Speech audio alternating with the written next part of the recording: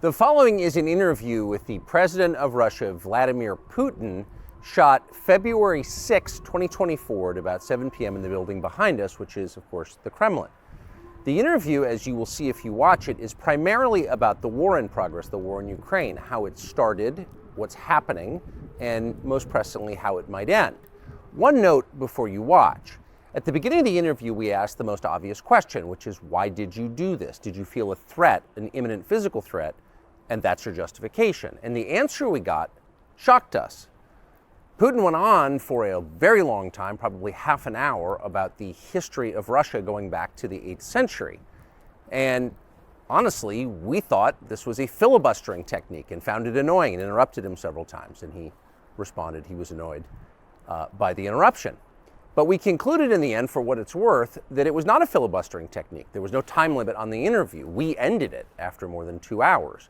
Instead, what you're about to see seemed to us sincere, whether you agree with it or not. Vladimir Putin believes that Russia has a historic claim to parts of Western Ukraine. So our opinion would be to view it in that light, as a sincere expression of what he thinks. And with that, here it is. Mr. President, thank you. On February 22nd, 2022, you addressed your country in a nationwide address when the conflict in Ukraine started. And you said that you were acting because you had come to the conclusion that the United States, through NATO, might initiate a, quote, surprise attack on our country. And to American ears, that sounds paranoid. Tell us why you believe the United States might strike Russia out of the blue. How did you conclude that? It's not that America, the United States, was going to launch a surprise strike on Russia. I didn't say that. Are we having a talk show or a serious conversation? Here's the quote. Thank you. It's a formidable, serious talk. Because your basic education is in history, as far as I understand. Yes. So if you don't mind, I will take only 30 seconds or 1 minute to give you a short reference to history for giving you a little historical background. Please. Let's look where our relationship with Ukraine started from. Where did Ukraine come from? The Russian state started gathering itself as a centralized statehood, and it is considered to be the year of the establishment of the Russian state in 862, when the townspeople of Novgorod invited a Varangian prince, Rurik, from Scandinavia to reign. In 1862, Russia celebrated the 1000th anniversary of its statehood. And in Novgorod, there is a memorial dedicated to the 1000th anniversary of the country. In 882, Rurik's successor, Prince Oleg, who was actually playing the role of regent at Rurik's young son, because Rurik had died by that time, came to Kiev. He ousted two brothers who apparently had once been members of Rurik's squad.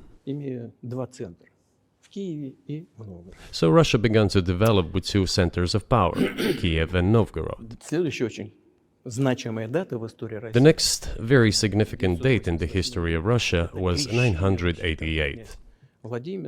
This was the baptism of Russia, when Prince Vladimir, the great-grandson of Rurik, baptized Russia and adopted Orthodoxy, or Eastern Christianity.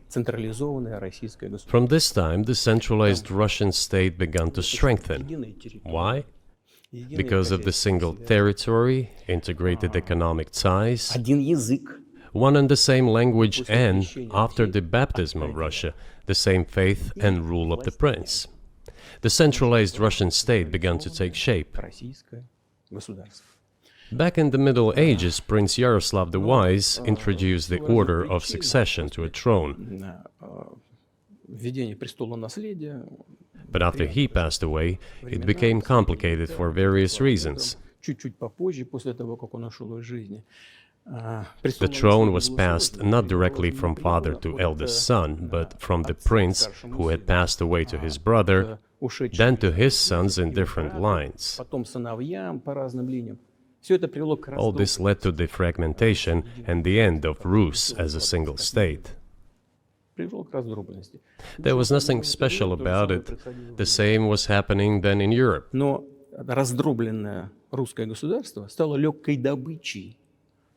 But the fragmented Russian state became an easy prey to the empire created earlier by Genghis Khan. His successors, namely Batu Khan, came to Rus, plundered and ruined nearly all the cities. The southern part, including Kiev, by the way, and some other cities, simply lost independence, while northern cities preserved some of their sovereignty. They had to pay tribute to the horde, but they managed to preserve some part of their sovereignty. And then a unified Russian state began to take shape with its center in Moscow. The southern part of Russian lands, including Kiev, began to gradually gravitate towards another magnet, the center that was emerging in Europe. This was the Grand Duchy of Lithuania. It was even called the Lithuanian-Russian Duchy, because Russians were a significant part of this population. They spoke the old Russian language and were Orthodox. But then there was a unification, the union of the Grand Duchy of Lithuania and the Kingdom of Poland. A few years later, another union was signed, but this time already in the religious sphere. Some of the Orthodox priests became subordinate to the Pope. Thus, these lands became part of the Polish-Lithuanian state.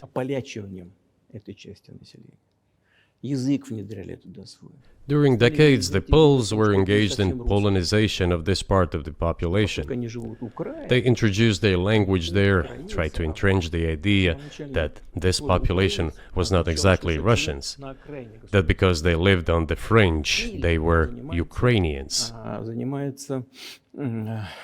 Originally, the word Ukrainian meant that a person was living on the outskirts of the state, along the fringes, or was engaged in a border patrol service. It didn't mean any particular ethnic group. So the Poles were trying to, in every possible way, to colonize this part of the Russian lands, and actually treated it rather harshly, not to say cruelly.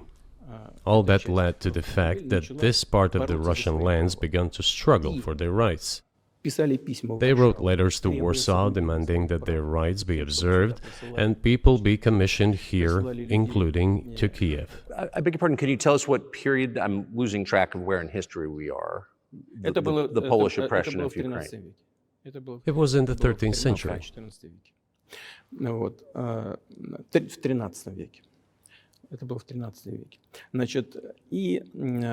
Now I will tell you what happened later and give the dates so that there is no confusion. And in 1654, even a bit earlier, the people who were in control of the authority over that part of the Russian lands addressed Warsaw, I repeat, demanding that they send them to rulers of Russian origin and Orthodox faith. When Warsaw did not answer them, and in fact rejected their demands, they turned to Moscow, so that Moscow took them away. So that you don't think that I'm inventing things, I'll give you these documents. Well, it doesn't sound like you're inventing it. I'm not sure why it's relevant to what happened 2 years ago. But still, these are documents from the archives, copies. Here are the letters from Bogdan Khmelnytsky, the man who then controlled the power in this part of the Russian lands that is now called Ukraine. He wrote to Warsaw demanding that their rights be upheld. And after being refused, he began to write letters to Moscow, asking to take them under the strong hand of the Moscow Tsar. There are copies of these documents. I will leave them for your good memory. There is a translation into Russian. You can translate it into English later. Russia would not agree to admit them straight away, assuming that the war with Poland would start. Nevertheless, in 1654, the Pan-Russian Assembly of top clergy and landowners, headed by the Tsar, which was the representative body of the power of the old Russian state, decided to include a part of the old Russian lands into Moscow Kingdom. As expected, the war with Poland began. It lasted 13 years, and then in 1654, a truce was concluded. And 32 years later, I think, a peace treaty with Poland, which they called Eternal Peace, was signed. And these lands, the whole left bank of Dnieper, including Kiev, went to Russia. And the whole right bank of Dnieper remained in Poland. Under the rule of Catherine the Great, Russia reclaimed all of its historical lands, including in the south and west. This all lasted until the revolution. Before World War I, Austrian General Staff relied on the ideas of Ukrainianization and started actively promoting the ideas of Ukraine and the Ukrainianization.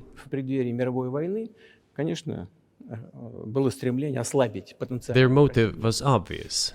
Just before World War I, they wanted to weaken the potential enemy and secure themselves favorable conditions in the border area. So the idea which had emerged in Poland that people residing in that territory were allegedly not really Russians, but rather belonged to a special ethnic group, Ukrainians, started being propagated by the Austrian General Staff. As far back as the 19th century, theorists calling for Ukrainian independence appeared. All those, however, claimed that Ukraine should have a very good relationship with Russia. They insisted on that. After the 1917 revolution,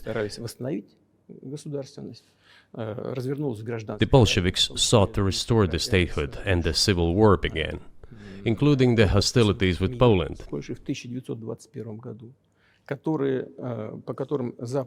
1921, peace with Poland was proclaimed, and under that treaty, the right bank of Dnieper River once again was given back to Poland.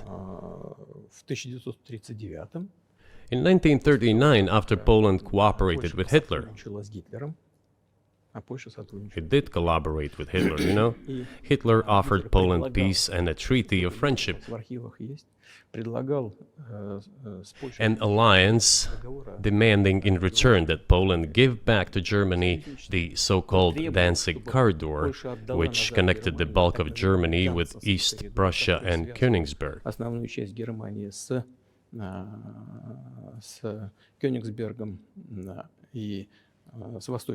After World War I, this territory was transferred to Poland, and instead of Danzig, a city of Gdansk emerged.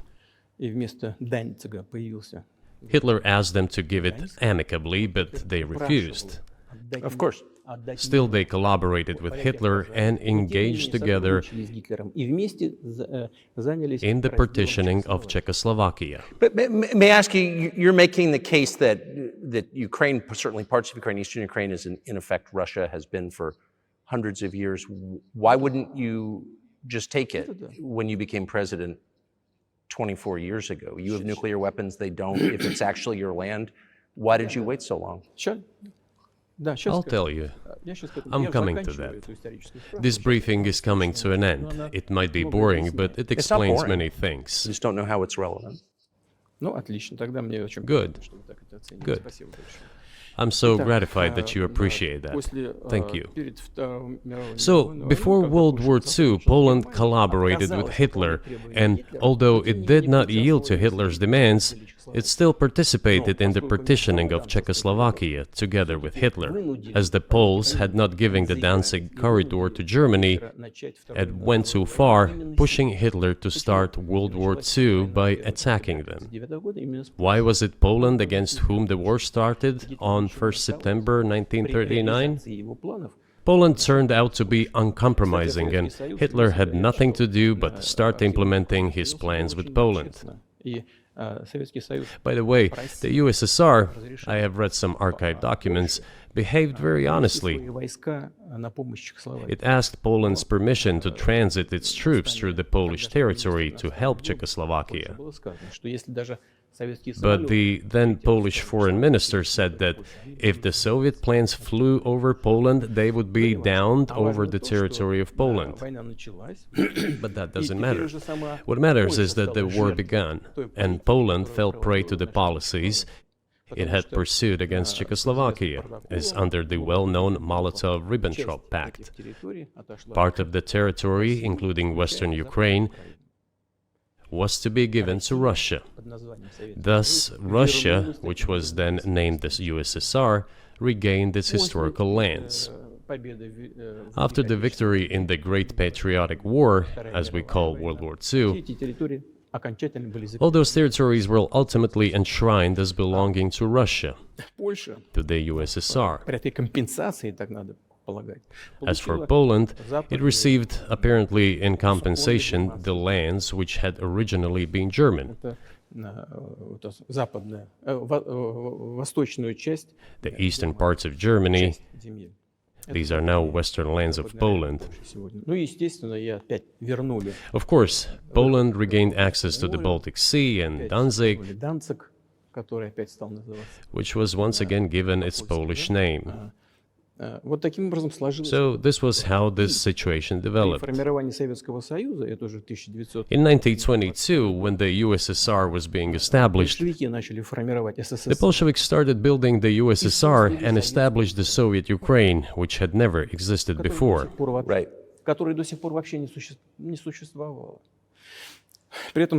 Stalin insisted that those republics be included in the USSR as autonomous entities. For some inexplicable reason, Lenin, the founder of the Soviet state, insisted that they be entitled to withdraw from the USSR.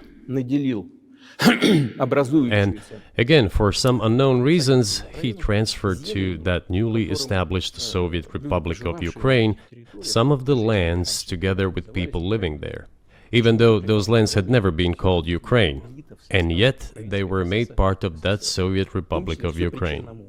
Those lands included the Black Sea region, which was received under Catherine the Great, and which had no historical connection with Ukraine whatsoever.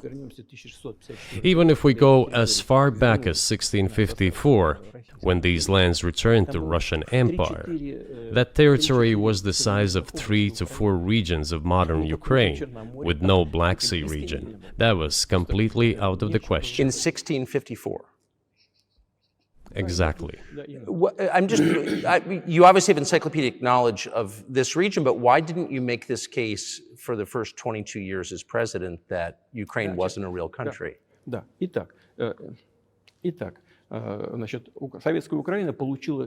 The Soviet Union was given a great deal of territory that had never belonged to it, including the Black Sea region. At some point, when Russia received them as an outcome of the Russo-Turkish Wars, they were called New Russia or Novorossiya. But that does not matter. What matters is that Lenin, the founder of the Soviet state, established Ukraine that way. For decades, the Ukrainian Soviet Republic developed as part of the USSR. And for unknown reasons, again, the Bolsheviks were engaged in Ukrainianization. It was not merely because the Soviet leadership was composed to a great extent of those originating from Ukraine. Rather, it was explained by the general policy of indigenization pursued by the Soviet Union. Same things were done in other Soviet republics. This involved promoting national languages and national cultures, which is not bad in principle. That is how the Soviet Ukraine was created. After the World War II, Ukraine received, in addition to the lands that had belonged to Poland before the war, part of the lands that had previously belonged to Hungary and Romania. So Romania and Hungary had some of their lands taken away and given to the Soviet Ukraine, and they still remain part of Ukraine. So in this sense, we have every reason to affirm that Ukraine is an artificial state that was shaped at Stalin's will. Do you believe Hungary has a right to take its land back from Ukraine and that other nations have a right to go back to their 1654 borders?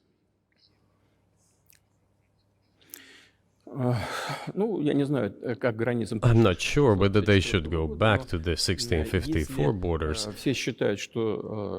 But given Stalin's time, so-called Stalin's regime, which as many claim saw numerous violations of human rights and violations of the rights of other states, в этом смысле, конечно, вполне можно,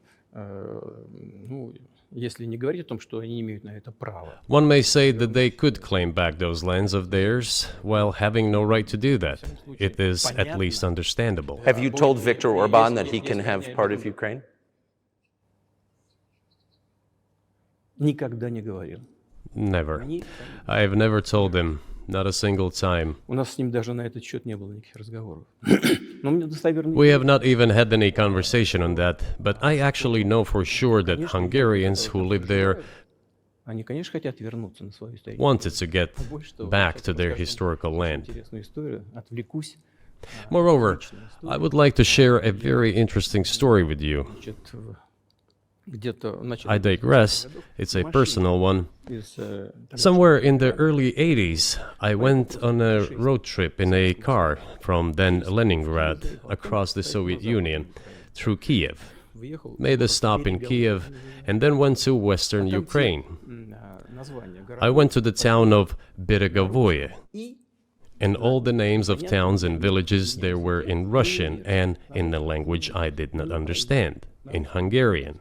In Russian and in Hungarian.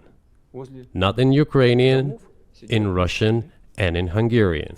I was driving through some kind of village and there were men sitting next to the houses and they were wearing black three-piece suits and black cylinder hats. I asked, are they some kind of entertainers? I was told, no, they were not entertainers, they're Hungarians. I said, what are they doing here? What do you mean? This is their land, they live here. This was during the Soviet time in the 1980s. They preserved the Hungarian language, Hungarian names, and all their national costumes. They are Hungarians and they feel themselves to be Hungarians. And of course, when now there is an infringement. Well, that is, and there's a lot of that, though. I think many nations, they're upset about Transylvania as well, as you obviously know. But many nations feel frustrated by the redrawn borders of the wars of the 20th century. And wars going back 1,000 years, the ones that you mentioned.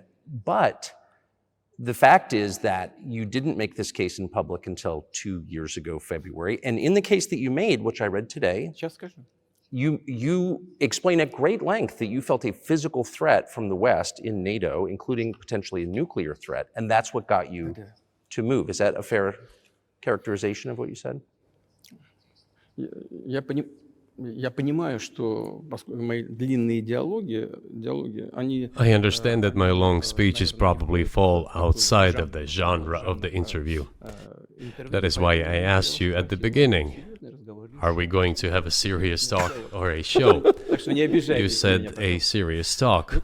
So bear with me, please. We're coming to the point where the Soviet Ukraine was established. Then, in 1991, the Soviet Union collapsed. And everything that Russia had generously bestowed on Ukraine was dragged away by the latter. I'm coming to a very important point of today's agenda. Thank you. After all, the collapse of the Soviet Union was effectively initiated by the Russian leadership. I do not understand what the Russian leadership was guided by at the time, but I suspect there were several reasons to think everything would be fine.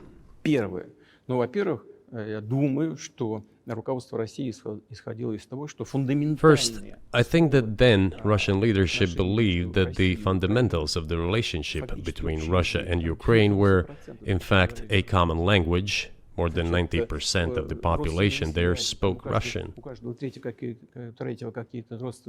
Family ties. Every third person there had some kind of family or friendship ties. Common culture, common history. finally common faith, coexistence with a single state for centuries, and deeply interconnected economies. Экономика очень сильно взаимосвязана. All of these were so fundamental. All these elements together make our good relationships inevitable. Я хочу, чтобы вы, как американские гражданины, чтобы The second point is a very important one. прежнее российское руководство I want you, as an American citizen, and your viewers to hear about this as well. больше никаких разделителей. The former Russian leadership assumed that the Soviet Union had ceased to exist, and therefore there were no longer any ideological dividing lines. Инициативно пошла даже на развал Советского Союза. Russia even agreed voluntarily and proactively to the collapse of the Soviet Так Union, называемым and believed that this would be understood by the so-called civilized West as an invitation for cooperation and вот чего association. ожидала Россия. That is what Russia was expecting, both from the United States and the so-called collective West as a whole. В том числе и в Германии. Эгон Барр. There were smart people, including in Germany. Egon Bahr, a major politician of the Social Democratic Party, who insisted in his personal conversations with the Soviet leadership on the brink of the collapse of the Soviet Union that a new security system should be established in Europe. Помочь объединиться Германии, но Help should be given to unify Germany, but a new system should be also established to include the United States, Canada, Russia, and other Central European countries. Yes. But NATO needs not to expand. That's what he said. If NATO expands, everything would be just the same as during the Cold War, only closer to Russia's borders. That's all. Больше того, он рассердился как-то. He was a wise old man, but no one listened to him. In fact, he got angry once. Рассердился на советское руководство. If, he said, you don't listen to me, I'm never setting my foot in Moscow once again. Но, тем не менее, Everything happened just as he had said. Well, of course, it did come true, and you've mentioned this many times. I think it's a fair point, and many in America thought that relations between Russia and the United States would be fine with the collapse of the Soviet Union and the end of the Cold War, that the opposite happened. But you've never explained why you think that happened, except to say that the West fears a strong Russia, but we have a strong China the West does not seem very afraid of.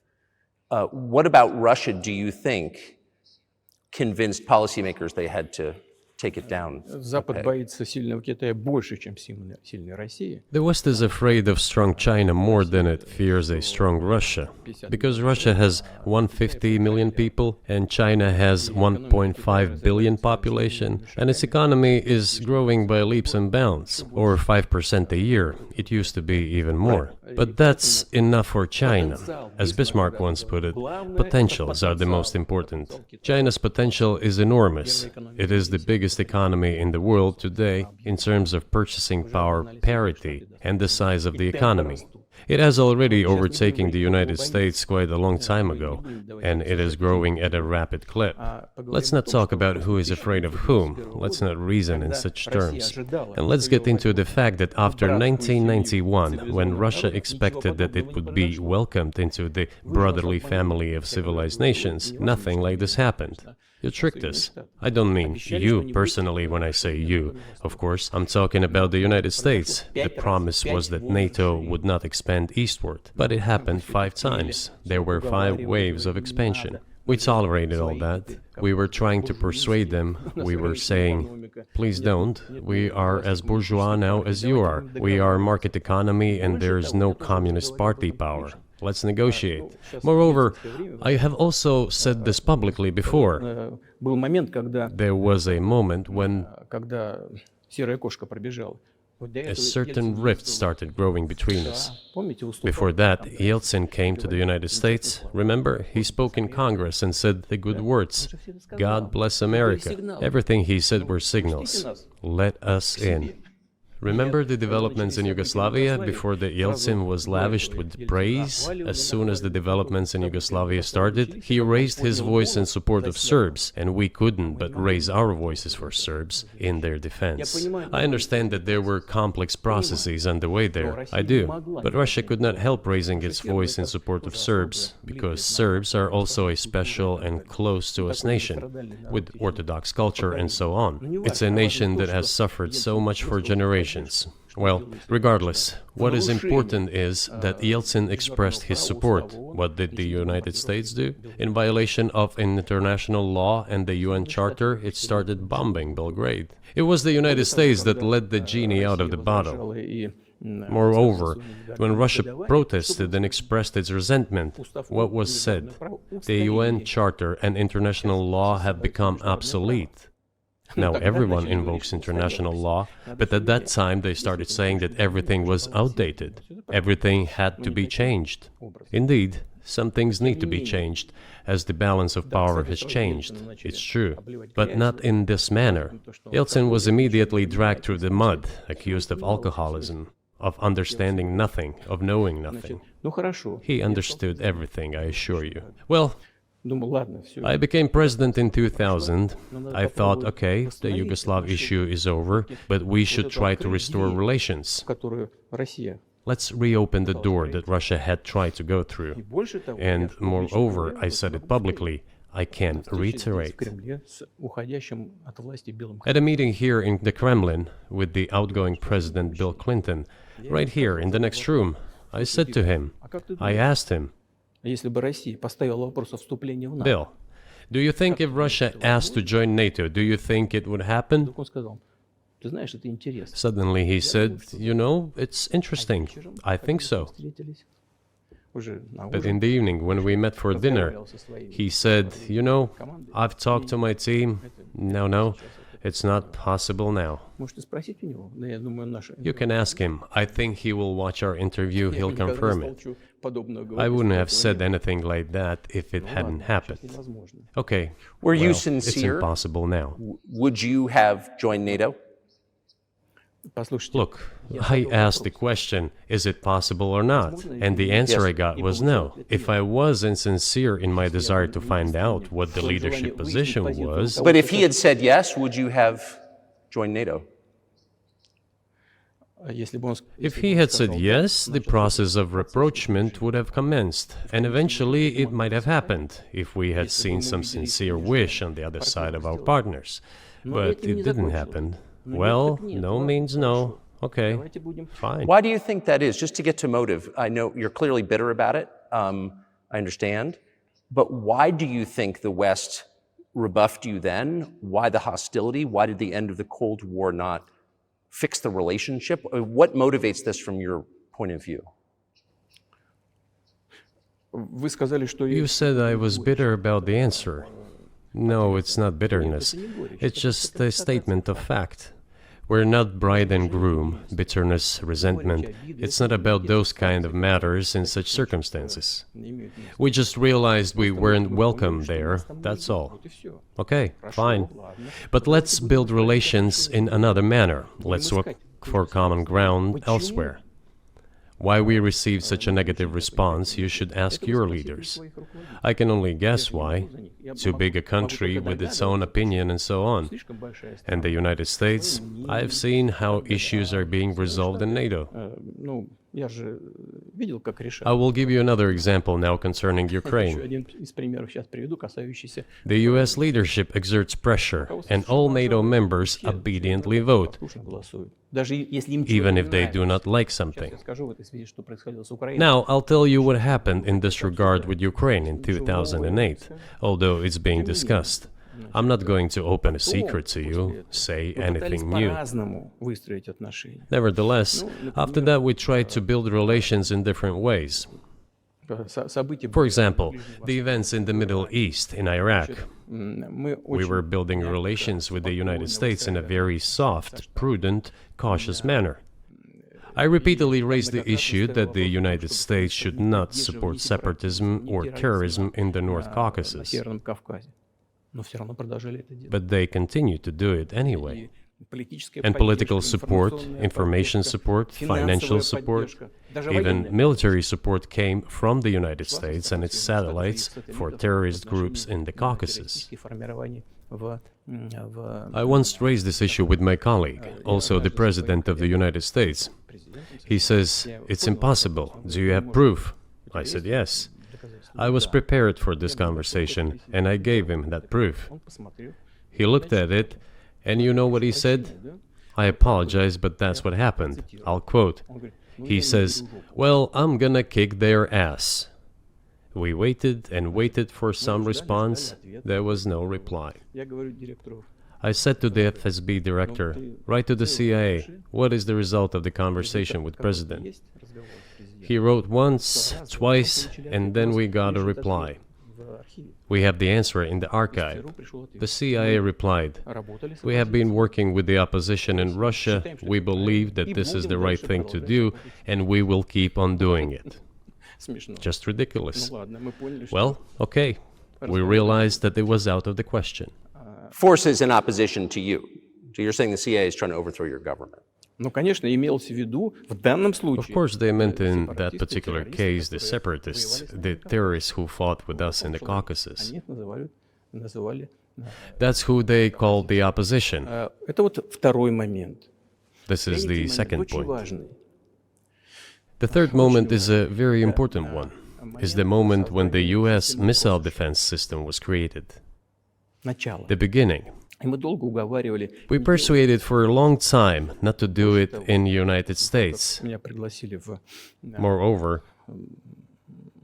отец Буша.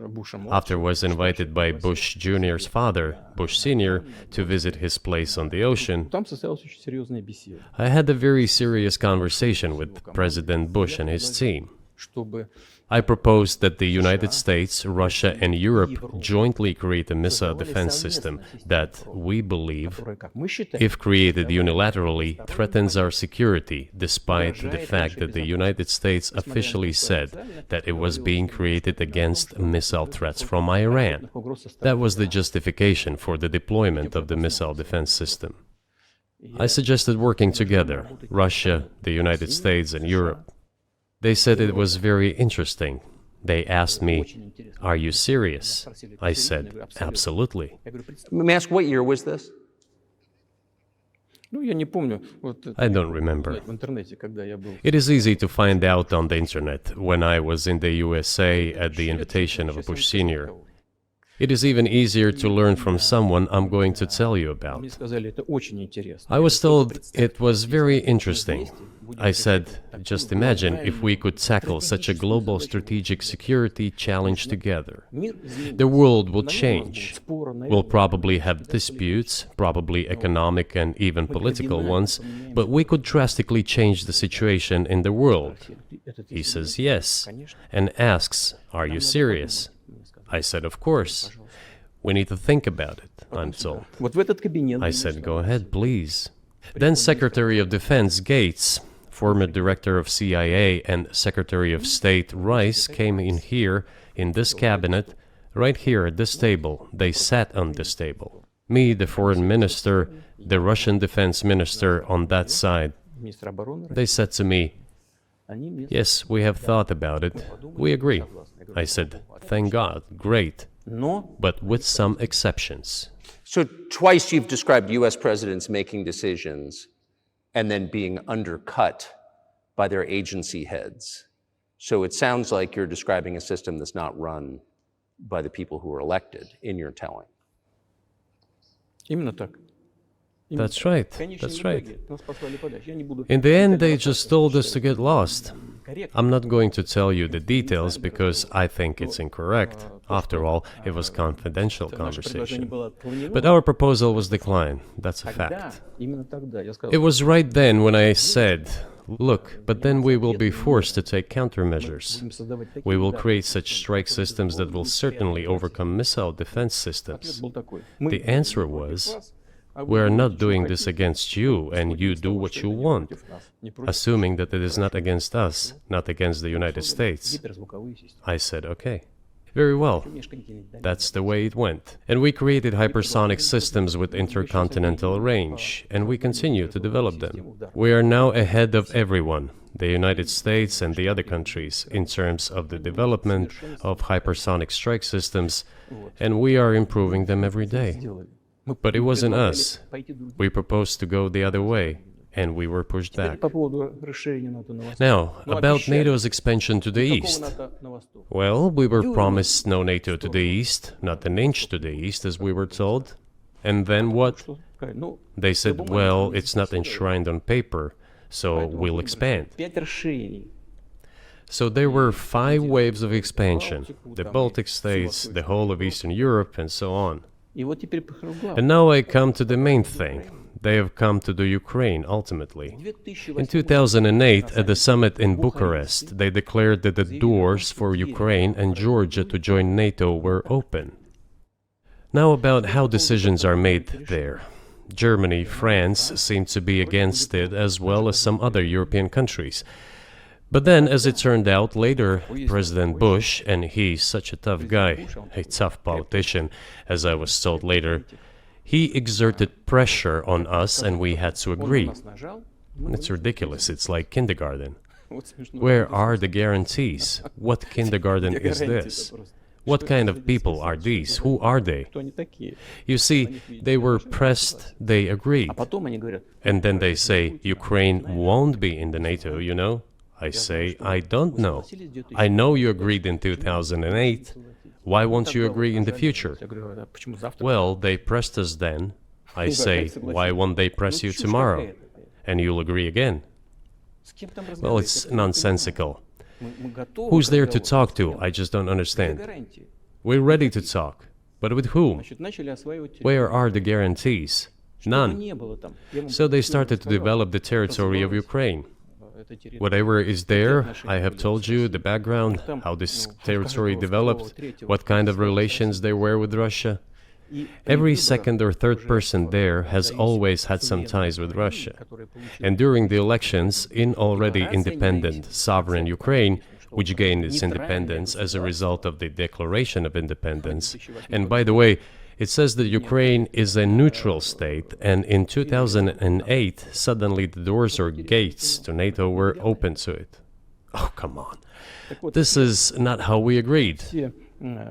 Now, all the presidents that have come to power in Ukraine, they relied on electorate with a good attitude to Russia in one way or the other. This is the southeast of Ukraine. This is a large number of people. And it was very difficult to dissuade this electorate, which had a positive attitude towards Russia. Viktor Yanukovych came to power, and how? The first time he won after President Kuchma, they organized a third round, which is not provided for in the constitution of Ukraine. This is a coup d'etat. Just imagine, someone in the United States wouldn't like the outcome. In 2014? Before that. No, this was before that. After President Kuchma, Viktor Yanukovych won the elections.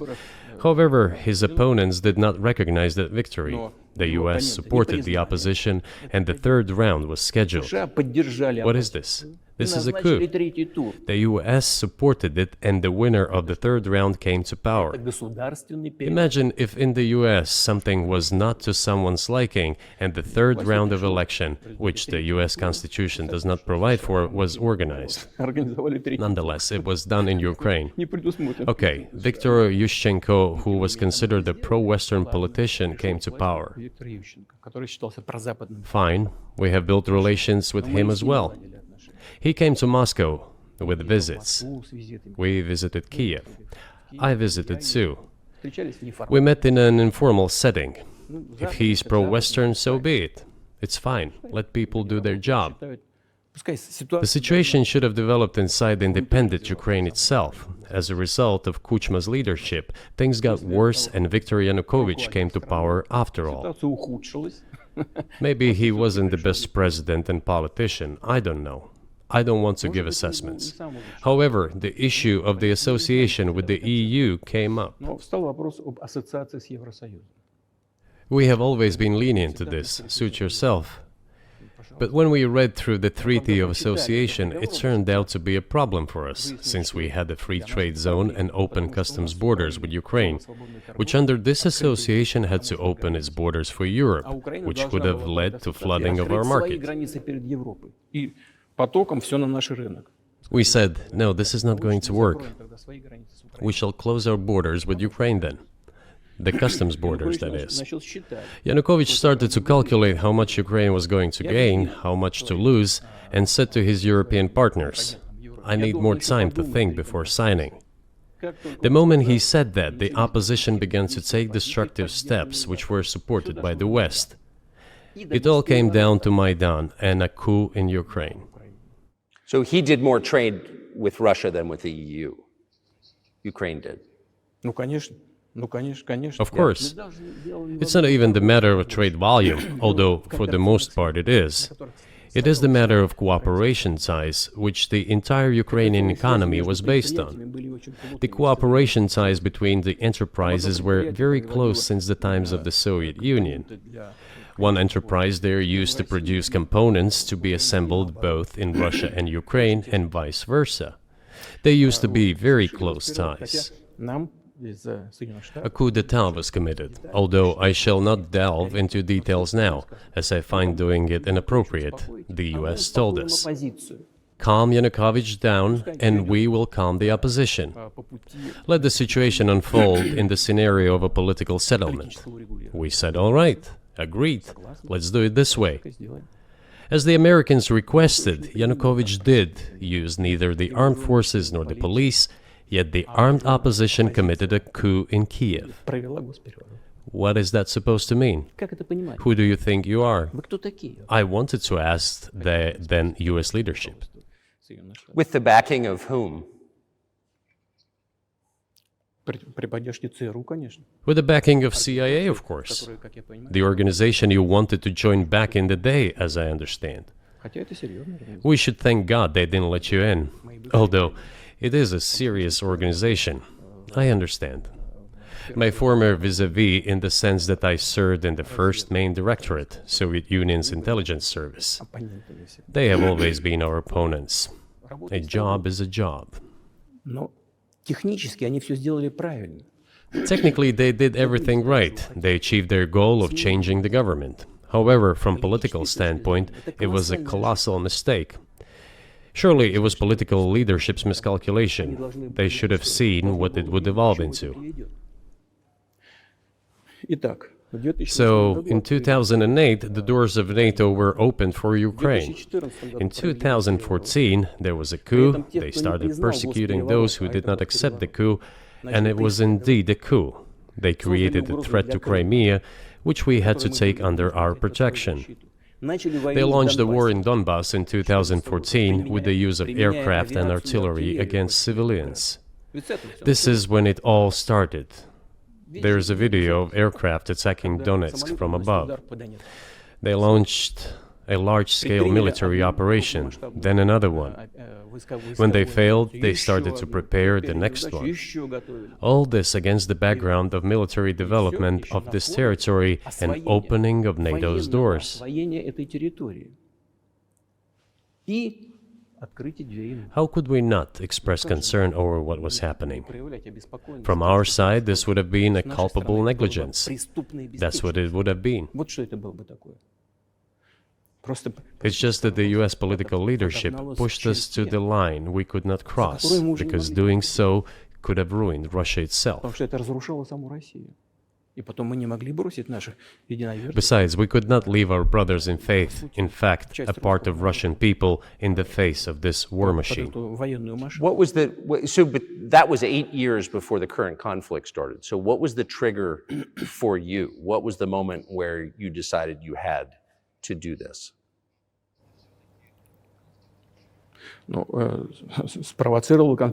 Initially, it was the coup in Ukraine that provoked the conflict. By the way, back then the representatives of 3 European countries, Germany, Poland and France, arrived. They were the guarantors of the signed agreement between the government of Yanukovych and the opposition.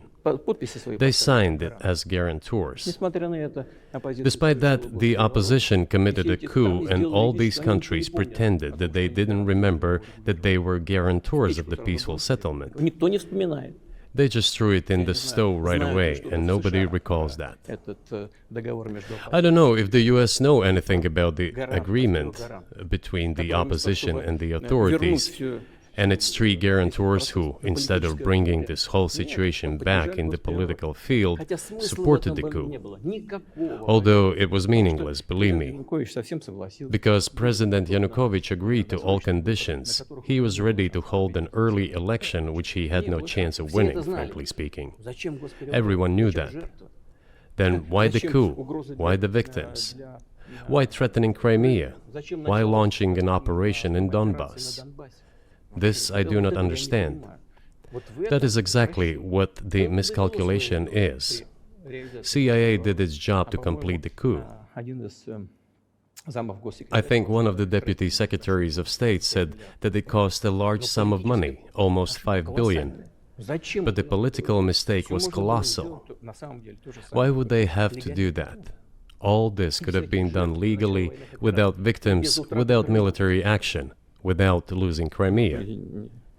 We would have never considered to even lift a finger if it hadn't been for the bloody developments on Maidan.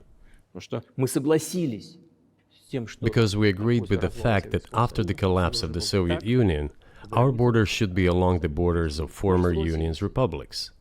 We agreed to that. But we never agreed to NATO's expansion, and moreover, we never agreed that Ukraine would be in NATO. We did not agree to NATO bases there without any discussion with us.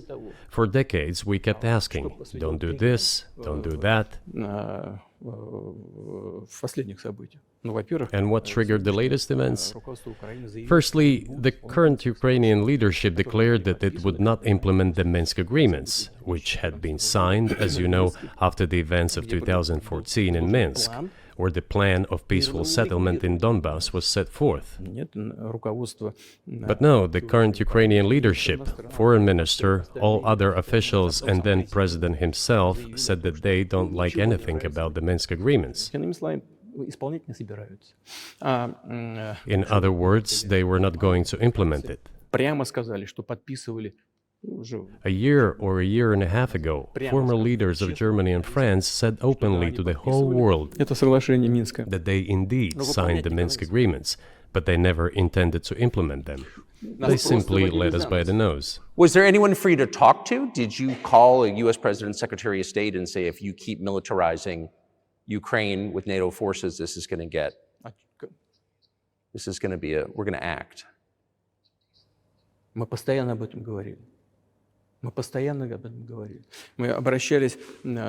We talked about this all the time. We addressed the United States and European countries' leadership to stop these developments immediately, to implement the Minsk agreements. Frankly speaking, I didn't know how we were going to do this, but I was ready to implement them.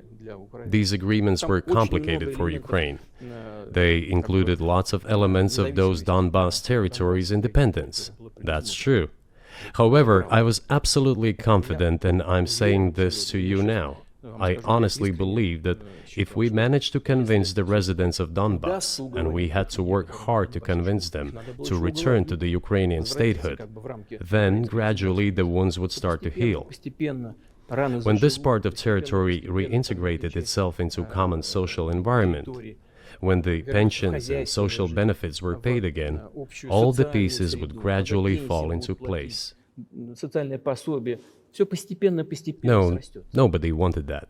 Everybody wanted to resolve the issue by military force only. But we could not let that happen. And the situation got to the point when the Ukrainian side announced, no, we will not do anything. They also started preparing for military action. It was they who started the war in 2014. Our goal is to stop this war. And we did not start this war in 2022. This is an attempt to stop it. Do you think you've stopped it now?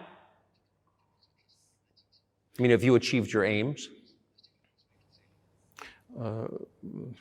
No, we haven't achieved our aims yet, because one of them is denazification. This means the prohibition of all kinds of neo-Nazi movements. This is one of the problems that we discussed during the negotiation process, which ended in Istanbul early this year.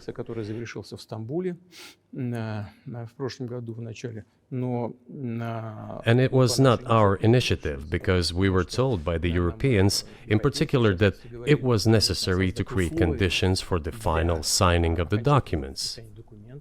My counterparts in France and Germany said, "How can you imagine them signing a treaty with a gun to their heads? The troops should be pulled back from Kiev." I said, "All right." We withdrew the troops from Kiev. As soon as we pulled back our troops from Kiev, our Ukrainian negotiators immediately threw all our agreements reached in Istanbul into the bin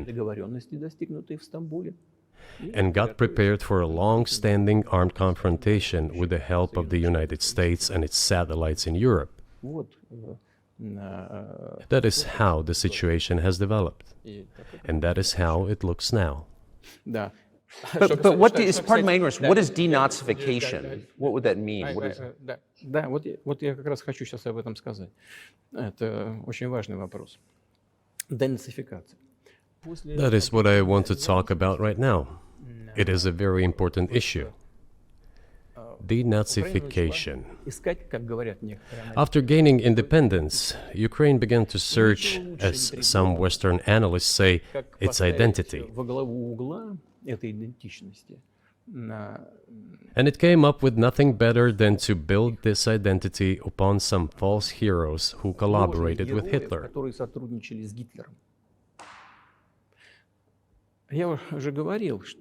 I have already said that in the early 19th century, when the theorists of independence and sovereignty of Ukraine appeared, they assumed that an independent Ukraine should have very good relations with Russia. But due to the historical development, those territories were part of the Polish-Lithuanian Commonwealth. Poland, where Ukrainians were persecuted and treated quite brutally, as well as were subject to cruel behavior. There were also attempts to destroy their identity. All this remained in the memory of the people. When World War II broke out, part of this extremely nationalist elite collaborated with Hitler, believing that he would bring them freedom. The German troops, even the SS troops, made Hitler's collaborators do the dirtiest work of exterminating the Polish and Jewish population. Hence this brutal massacre of the Polish and Jewish population, as well as the Russian population too.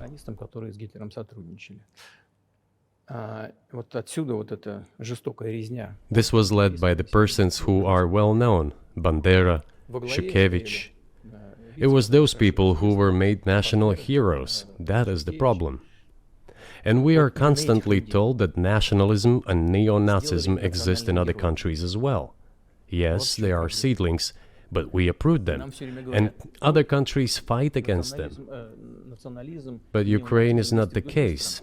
These people have been made into national heroes in Ukraine. Monuments to those people have been erected. They are displayed on flags. Their names are shouted by crowds that walk with torches, as it was in Nazi Germany.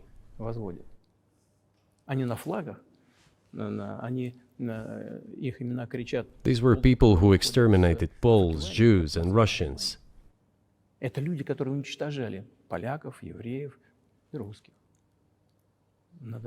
It is necessary to stop this practice and prevent the dissemination of this concept. I say that Ukrainians are part of the one Russian people. They say, no, we are a separate people. Okay, fine. If they consider themselves a separate people, they have the right to do so, but not on the basis of Nazism, the Nazi ideology. Would you be satisfied with the territory that you have now?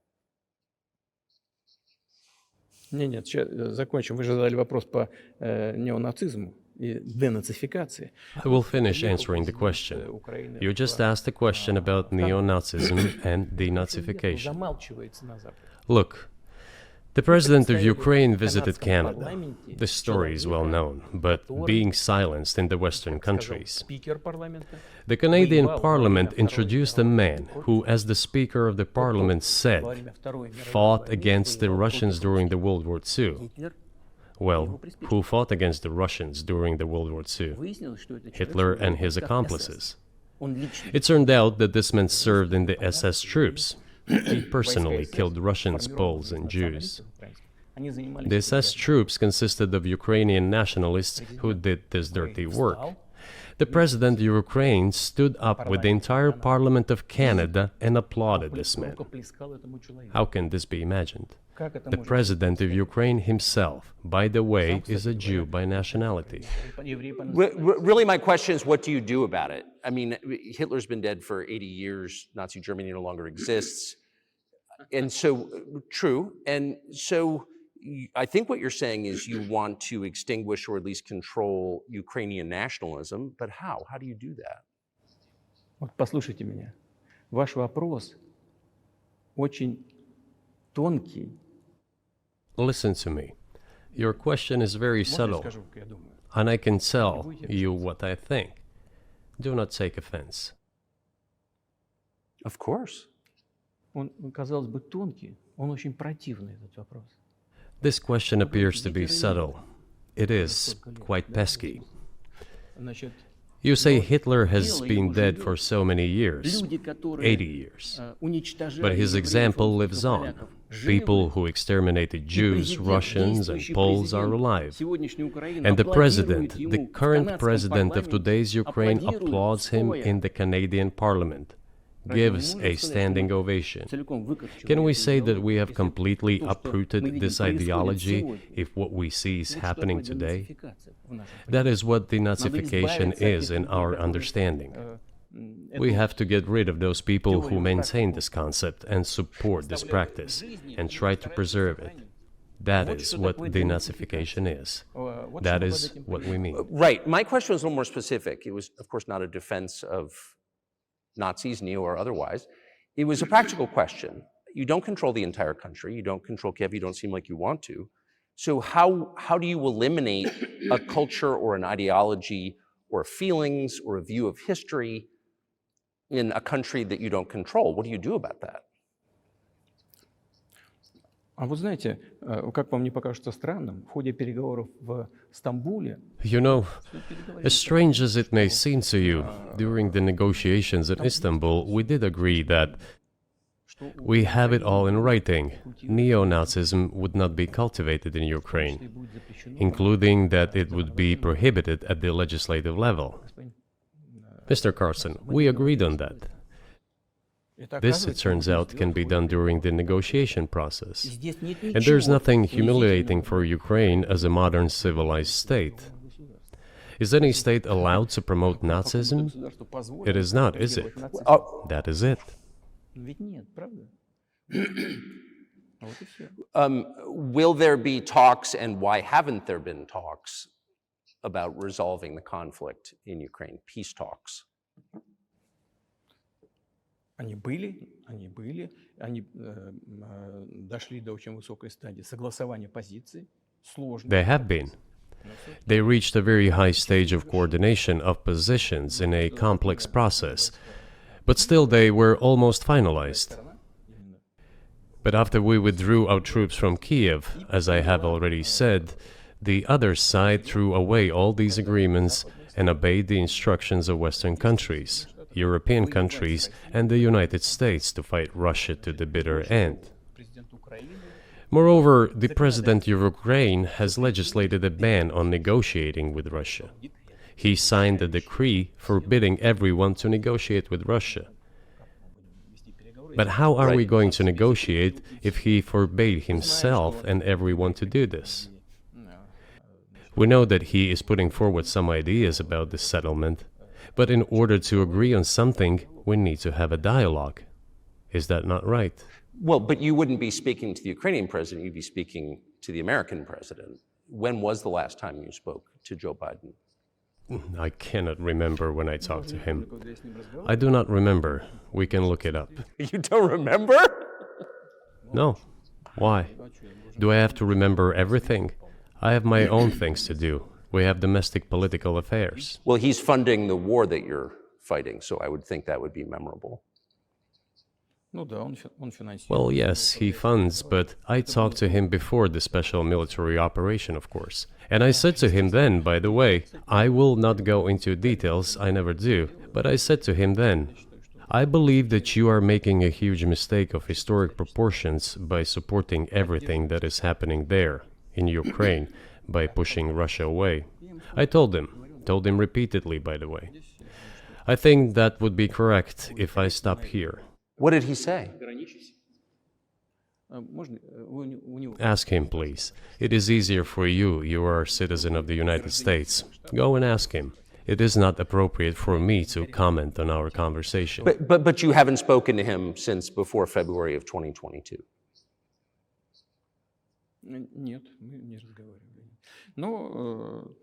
No, we haven't spoken. Certain contacts are being maintained, though. Speaking of which, do you remember what I told you about my proposal to work together on a missile defense system? Yes. You can ask all of them. All of them are safe and sound, thank God. The former president, Condoleezza, is safe and sound, and I think Mr. Gates and the current director of the intelligence agency, Mr. Burns, the then ambassador to Russia, in my opinion, are very successful ambassador. They were all witnesses to these conversations. Ask them. Same here. If you are interested in what Mr. President Biden responded to me, ask him. At any rate, I talked to him about it. I'm definitely interested, but from the outside, it seems like this could devolve or evolve into something that brings the entire world into conflict and could initiate a nuclear launch. And so why don't you just call Biden and say, let's work this out?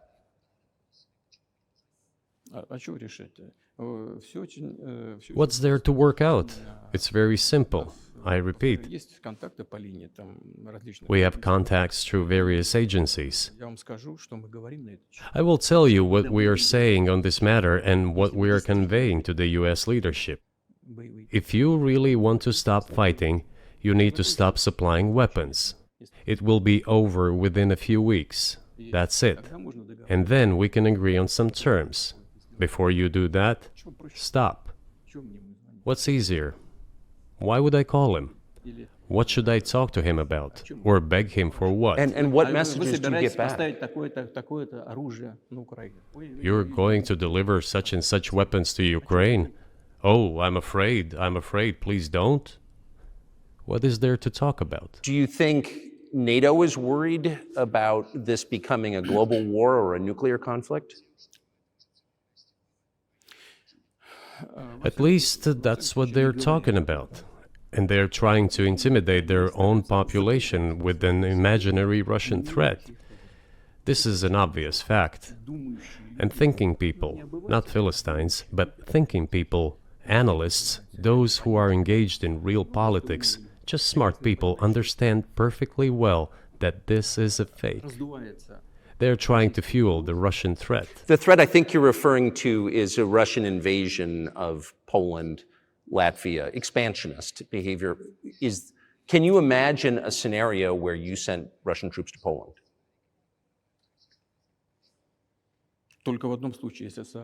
Only in one case, if Poland attacks Russia. Why? Because we have no interest in Poland, Latvia, or anywhere else. Why would we do that? We simply don't have any interest. It's just threat-mongering. Well, the argument, I know you know this, is that, well, he invaded Ukraine, he has territorial aims across the continent, and you're saying unequivocally you don't.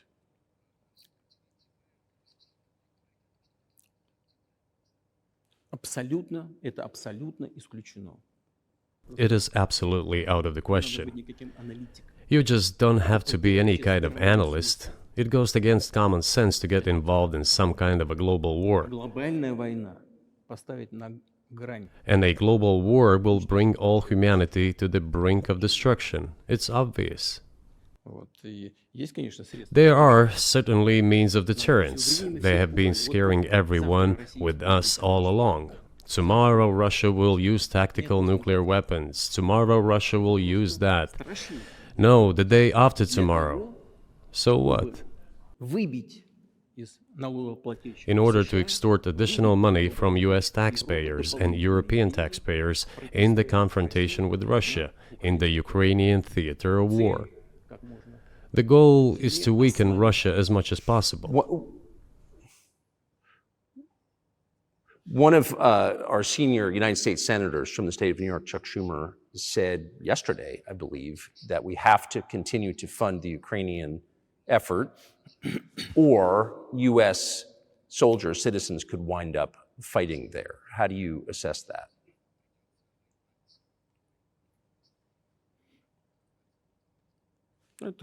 Это провокация. This is a provocation, and a cheap provocation at that. Американские солдаты должны воевать. I do not understand why American soldiers should fight in Ukraine. There are mercenaries from the United States there. The bigger number of mercenaries comes from Poland, with mercenaries from the United States in second place and mercenaries from Georgia in third place. Безусловно. Well, if somebody has the desire to send regular troops, that would certainly bring humanity to the brink of very serious global conflict. This is obvious. Do the United States need this? What for? Национальной территории. У вас нечем заниматься. Thousands of miles away from your national territory. На границе полно. Проблемы с Don't you have anything better to do? государством. You have issues on the border, issues with migration, issues with the national debt, more than $33 trillion. You have nothing better to do, so you should fight in Ukraine? Понимая ситуацию, которая складывается. Wouldn't it be better to negotiate with Russia? Make an agreement, already understanding the situation that is developing today, realizing that Russia will fight for its interests to the end? К здравому смыслу. And realizing this, actually return to common sense, start respecting our country and its interests, and look for certain solutions. Мне кажется, что это гораздо умнее.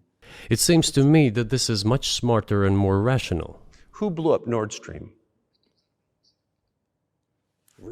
You for sure. I was busy that day. Nate, do you have? I did not blow up Nord Stream. Thank you, though. У вас лично, может быть, есть алиби. У вас лично. You personally may have an alibi, but the CIA has no such alibi. Do you have evidence that NATO or the CIA did it?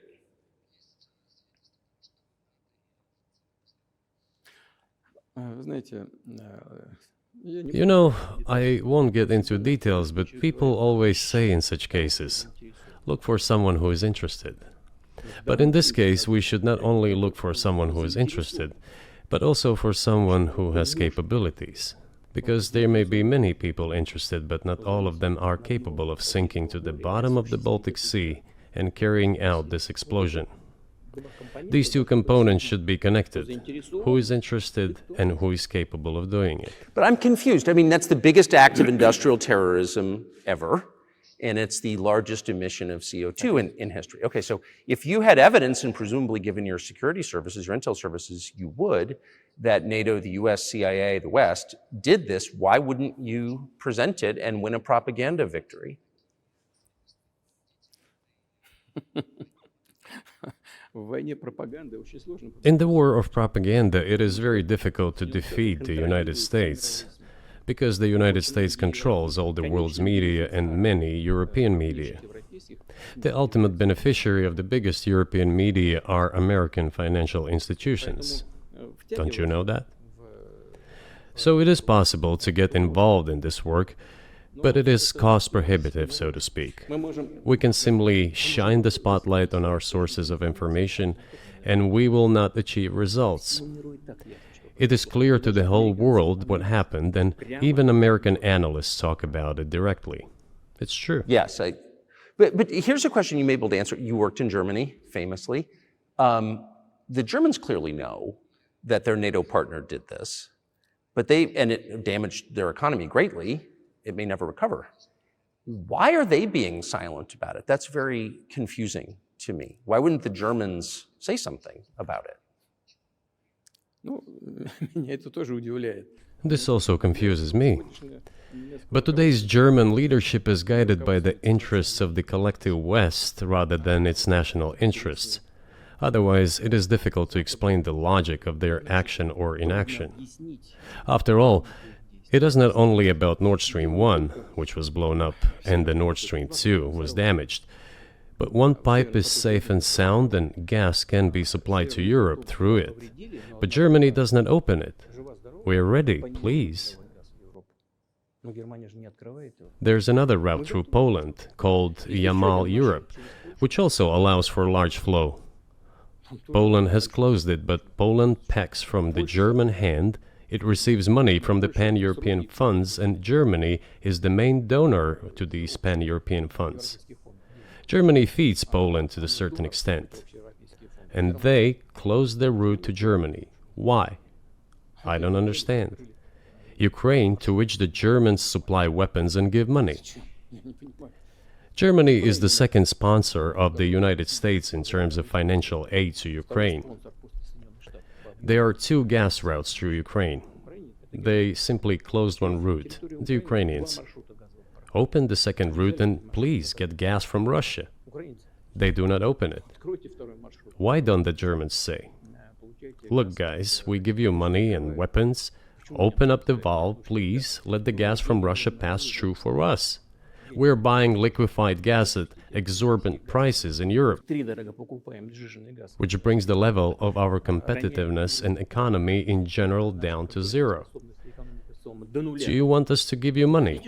Let us have the decent existence. Make money for our economy, because this is where the money we give you comes from. They refuse to do so. Why? Ask them. That is what is like in their heads. Those are highly incompetent people. Well, maybe the world is breaking into two hemispheres, one with cheap energy, the other without. And I want to ask you that. If we're now a multipolar world, obviously we are, can you describe the blocks of alliances? Who is in each side, do you think? Listen, you have said that the world is breaking into two hemispheres. A human brain is divided into two hemispheres. One is responsible for one type of activities, the other one is more about creativity and so on. But it is still one and the same head.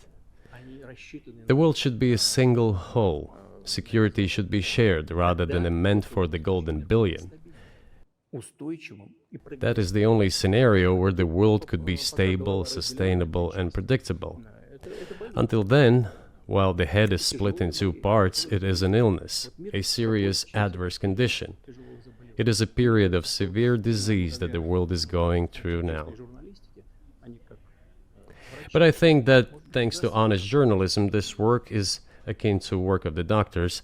This could somehow be remedied. Well, let's just give one example, the US dollar, which has kind of united the world in a lot of ways, maybe not to your advantage, but certainly to ours.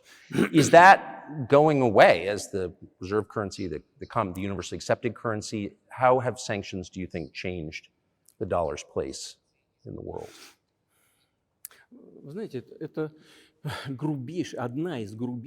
You know, to use the dollar as a tool of foreign policy struggle is one of the biggest strategic mistakes made by the US political leadership.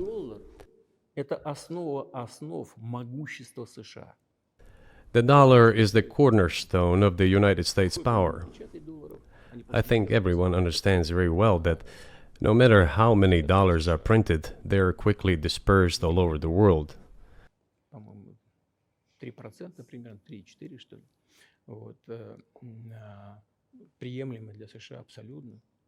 Inflation in the United States is minimal. It's about 3 or 3.4%, which is, I think, totally acceptable for the US. But they won't stop printing. What does the debt of $33 trillion tell us about? It is about the emission. политическое руководство приняло решение использовать доллар в качестве инструмента политической борьбы. Nevertheless, it is the main weapon used by the United States to preserve its power across the world. Поэтому американцы As soon as the political leadership decided to use the US dollar as a tool of political struggle, a blow was dealt to this American power. и огромные I would not like to use any strong language, but it is a stupid thing to do даже and a grave mistake. сокращают запасы доллара сейчас. Все смотрят на то, что происходит, и начинают искать возможности. Look at what is going on in the world. Но если в отношении Even the United States allies are now downsizing their dollar reserves. Seeing this, everyone starts looking for ways to protect themselves.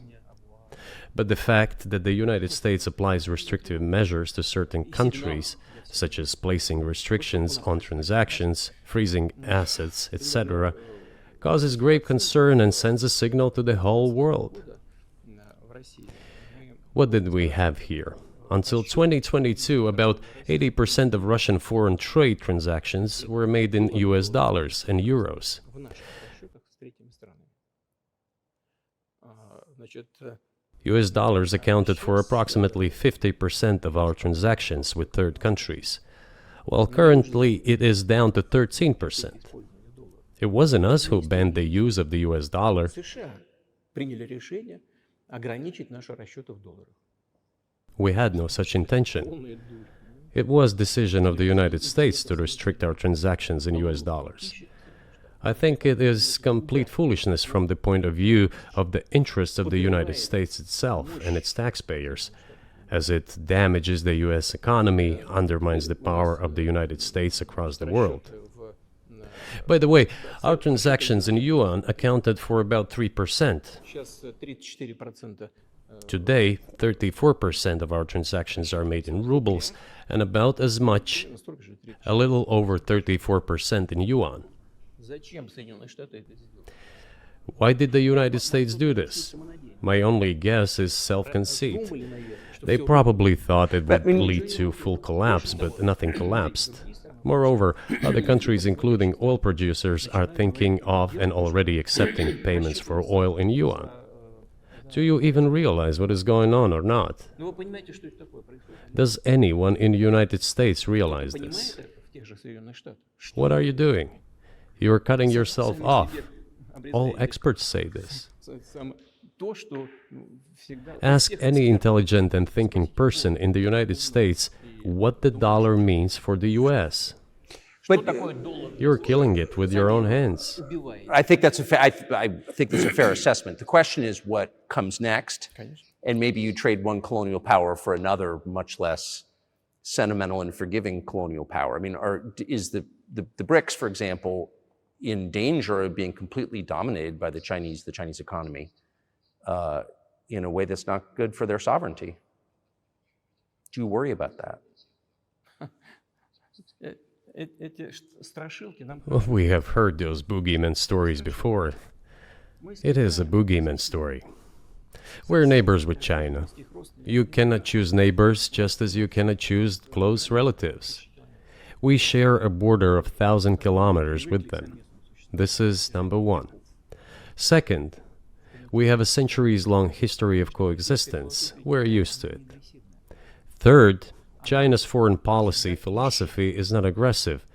Its idea is to always look for compromise, and we can see that. У нас The next point is as follows. We are always told the same boogeyman story, and here it goes again. Through an euphemistic form, but it is still the same boogeyman story. The cooperation with China keeps increasing. The pace at which China's cooperation with Europe is growing is higher and greater than that of the growth of Chinese-Russian cooperation. спросите европейцев. Ask Europeans, aren't they afraid? They might be, I don't know. Боятся. But they are still trying to access China's market at all costs, especially now that they are facing economic problems. И китайские, Chinese businesses are also exploring the European market. европейские рынки.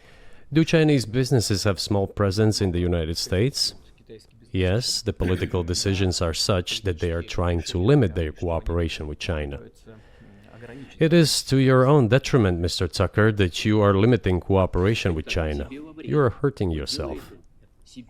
It is a delicate matter, and there are no silver bullet solutions, just as it is with the dollar.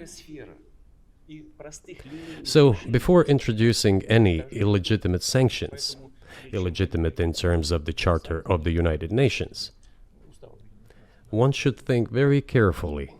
For decision makers, this appears to be a problem. So you said a moment ago that the world would be a lot better if it weren't broken into competing alliances, if there was cooperation globally. One of the reasons you don't have that is because the current American administration is dead set against you. Do you think if there were a new administration after Joe Biden that you would be able to reestablish communication with the US government? Or does it not matter who the president is?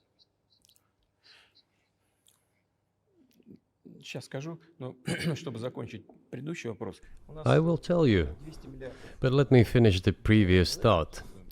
We, together with my colleague and friend, President Xi Jinping, set a goal to reach $200 billion of mutual trade with China this year. We have exceeded this level. According to our figures, our bilateral trade with China totals already $230 billion, and the Chinese statistics says it is $240 billion. One more important thing. Our trade is well balanced, mutually complementary in high-tech, energy, scientific research and development. It is very balanced. As for BRICS, where Russia took over the presidency this year, the BRICS countries are, by and large, developing very rapidly. Look, if memory serves me right, back in 1992, the share of the G7 countries in the world economy amounted to 47%, whereas in 2022 it was down to, I think, a little over 30%. The BRICS countries accounted for only 16% in 1992, but now their share is greater than that of the G7. It has nothing to do with the events in Ukraine. This is due to the trends of global development and world economy, as I mentioned just now. And this is inevitable. This will keep happening. It is like the rise of the sun. You cannot prevent the sun from rising. You have to adapt to it. How do the United States adapt? With the help of force, sanctions, pressure, bombings, and use of armed forces. This is about self-conceit. Your political establishment does not understand that the world is changing under objective circumstances. And in order to preserve your level, even if someone aspires, to the level of dominance, you have to make the right decisions in a competent and timely manner. Such brutal actions, including with regard to Russia and, say, other countries, are counterproductive. This is an obvious fact. It has already become evident. You just asked me if another leader comes and changes something. It is not about the leader. It is not about the personality of a particular person. I had a very good relationship with, say, Bush.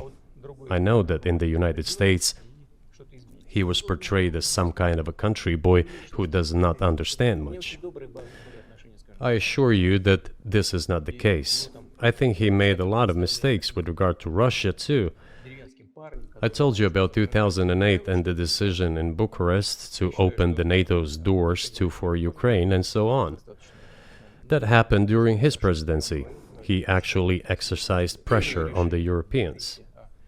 But in general, on a personal human level, I had a very good relationship with him. He was no worse than any other American or Russian or European politician.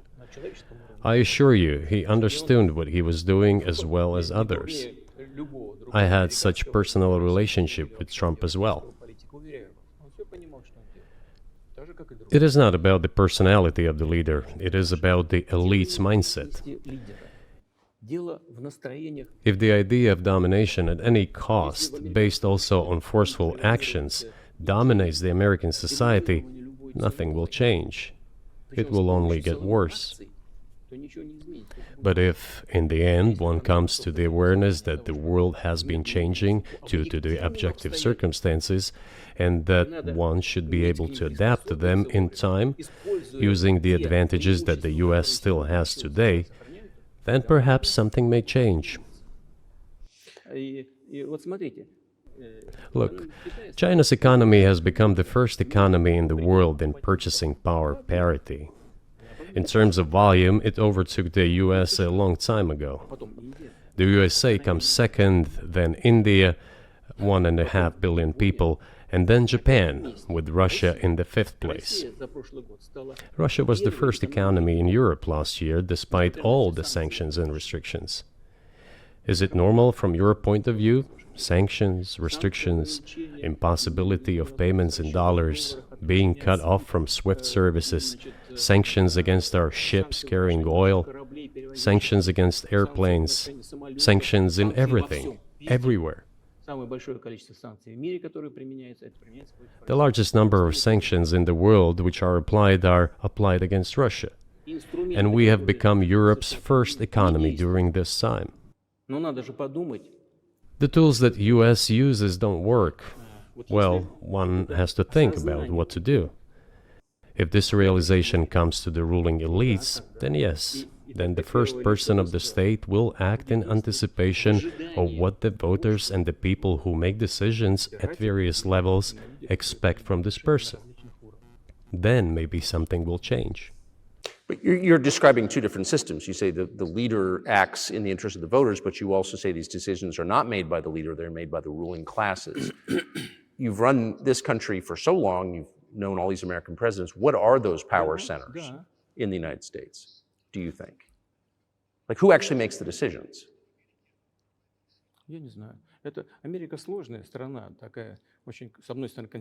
I don't know. America is a complex country, conservative on one hand, rapidly changing on the other. It's not easy for us to sort it all out. Who makes decisions in the elections? Is it possible to understand this when each state has its own legislation? Each state regulates itself? Someone can be excluded from elections at the state level. It is a two-stage electoral system. It is very difficult for us to understand it. Certainly, there are two parties that are dominant, the Republicans and the Democrats, and within this party system, the centers that make decisions, that prepare decisions. Then, look, why, in my opinion, after the collapse of the Soviet Union, such an erroneous, crude, completely unjustified policy of pressure was pursued against Russia? After all, this is a policy of pressure. NATO expansion, support for the separatists in Caucasus, creation of a missile defense system. These are all elements of pressure. Pressure, pressure, pressure. Then, dragging Ukraine into NATO is all about pressure, pressure, pressure. Why? I think, among other things, because excessive production capacities were created. During the confrontation with the Soviet Union, there were many centers created and specialists on the Soviet Union who could not do anything else. They convinced the political leadership that it is necessary to continue chiseling Russia, to try to break it up, to create on this territory several quasi-state entities, and to subdue them in a divided form, to use their combined potential for the future struggle with China. This is a mistake, including the excessive potential of those who worked for the confrontation with the Soviet Union. It is necessary to get rid of this. There should be new, fresh forces, people who look into the future and understand what is happening in the world. Look at how Indonesia is developing. 600 million people. Where can we get away from that? Nowhere. We just have to assume that Indonesia will enter. It is already in the club of the world's leading economies, no matter who likes it or dislikes it. Yes, we understand and are aware that in the United States, despite all the economic problems, the situation is still normal, with the economy growing decently. The GDP is growing by 2.5%, if I'm not mistaken. But if we want to ensure the future, then we need to change our approach to what is changing. As I already said, the world would nevertheless change, regardless of how the developments in Ukraine end. The world is changing. In the United States themselves, experts are writing that the United States are nonetheless gradually changing their position in the world. It is your experts who write that. I just read them. The only question is how this would happen, painfully and quickly, or gently and gradually. And this is written by people who are not anti-American. They simply follow global development trends. That's it. And in order to assess them and change policies, we need people who think, look forward, can analyze and recommend certain decisions at the level of political leaders. I just have to ask, you've said clearly that NATO expansion eastward is a violation of the promise you all were made in 1990. It's a threat to your country. Right before you sent troops into Ukraine, the Vice President of the United States went to the Munich Security Conference and encouraged the President of Ukraine to join NATO. Do you think that was an effort to provoke you into military action? Мы просто, я еще раз повторяю, мы многократно предлагали... I repeat once again, we have repeatedly proposed to seek a solution to the problems that arose in Ukraine after 2014 coup d'etat through peaceful means. But no one listened to us. And moreover, the Ukrainian leaders who were under the complete US control suddenly declared that they would not comply with the Minsk agreements. They disliked everything there and continued military activity in that territory. Шло освоение этой территории натовскими военными структурами. Под видом различных центров. And in parallel, that territory was being exploited by NATO military structures under the guise of various personnel training and retraining centers. They essentially began to create bases there. That's all. Ukraine announced that the Russians were a non-titular nationality, while passing the laws that limit the rights of non-titular nationalities in Ukraine. Ukraine, having received all these southeastern territories as a gift from the Russian people, suddenly announced that the Russians were a non-titular nationality in that territory. Is that normal? All this put together led to the decision to end the war that neo-Nazis started in Ukraine in 2014. Do you think Zelensky has the freedom to negotiate a settlement to this conflict?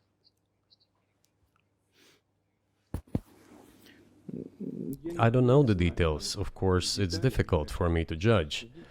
But I believe he has, in any case, he used to have. His father fought against the fascists, Nazis, during World War II. I once talked to him about this. I said, Volodya, what are you doing? Why are you supporting neo-Nazis in Ukraine today, while your father fought against fascism? He was a front-line soldier. I will not tell you what he answered. This is a separate topic, and I think it's incorrect for me to do so. But as to the freedom of choice, why not? He came to power on the expectations of Ukrainian people that he would lead Ukraine to peace. He talked about this. It was thanks to this that he won the elections overwhelmingly. But then, when he came to power, in my opinion, he realized two things. Firstly, it is better not to clash with neo-Nazis and nationalists, because they are aggressive and very active.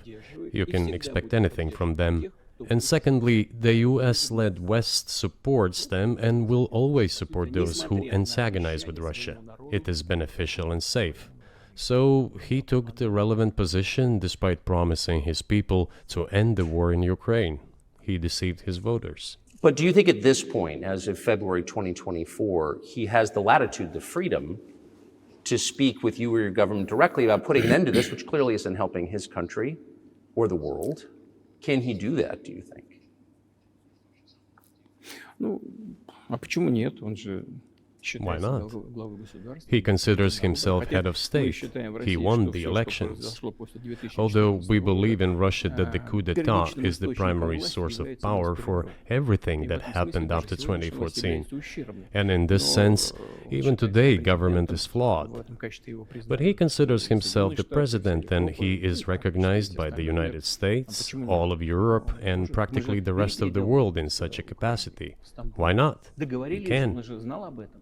Более We того, negotiated with руководитель Ukraine in переговорной Istanbul. группы, We agreed. Арахамия, He по-моему, was aware of он, this. до сих пор Moreover, возглавляет, the фракцию, negotiation group leader, Mr. правящей Arahamia партии, is his last name, правящей партии. I believe still Партии heads the президента faction of the ruling party, в Раде. Он же the party возглавляет of the до сих пор president in the Rada. президента в Раде, в He still heads the парламенте. presidential faction in the Rada, the Он даже country's поставил свою parliament. подпись He still sits предварительно there. на этом документе. He even put his preliminary Потом signature он on the же document публично I am на telling весь you мир заявил, about.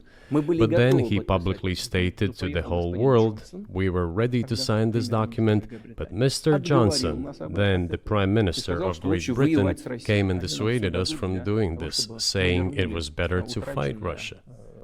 They would give everything needed for us to return what was lost during the clashes with Russia, согласились с этим and we предложением. agreed with this proposal. Look, Опубликовано. his statement has Он been сказал это published. He публично. said it publicly. Могут они к Can этому they вернуться? return to this or То есть not? это вопрос. The Хотят они или question нет. is, do they А want после it or этого not? еще господин президент Further on, President of Ukraine issued a decree декрет, prohibiting запрещающий negotiations with us. Ну пусть он отменит Let этот him декрет. cancel that Мы же не decree, отказывались никогда. от and переговоров. that's it. Вот нам всё We have время never говорят, refused «Готова Россия, negotiations, готова». Да indeed. мы не отказывались. We hear all the Они же time, is публично- Russia ready? публично отказали. Yes, we have not refused.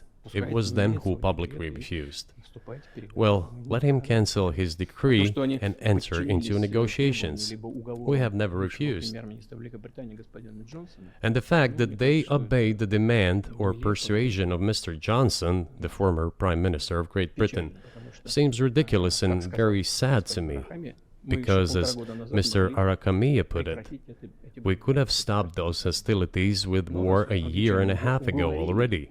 и мы от этого отказались. But the British persuaded us and we refused А this. война продолжается. Where is Mr. Johnson now? And the war continues. That's a good question. Where do you think he is, and why did he do that? Да хрен его знает, зачем-то, если я не понимаю. Общая Hell установка была. knows. Почему-то I всем don't сложилось understand it иллюзия, myself. что Россию можно победить на поле боя. There was a general starting point. For some reason, everyone had the illusion that Russia could be defeated on the battlefield. От чистого сердца, но Because of arrogance, because of a pure heart, but not because of a great mind. You've described the connection between Russia and Ukraine. You've described Russia itself a couple of times as Orthodox. That's central to your understanding of Russia. You've said you're Orthodox. What does that mean for you? You're a Christian leader by your own description. So what effect does that have on you?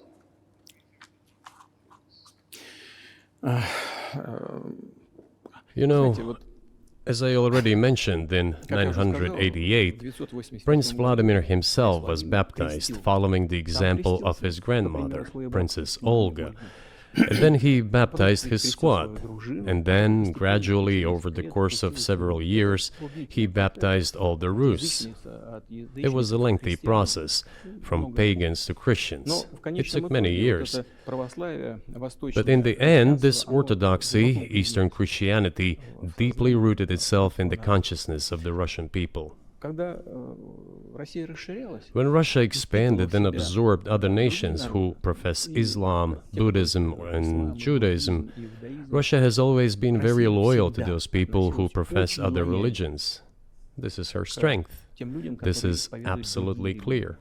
В этом And ее the сила. fact is that the main postulates, main values are very similar, not to say the same, in all world religions I've just mentioned, and which are the traditional religions of the Russian Federation, Russia. Российской Федерации, России, по By the сути, way, Russian основные authorities were always тезисы, very careful основные about the ценности, culture они and religion of очень those похожи, people так who сказать, came into the Russian Empire. являются.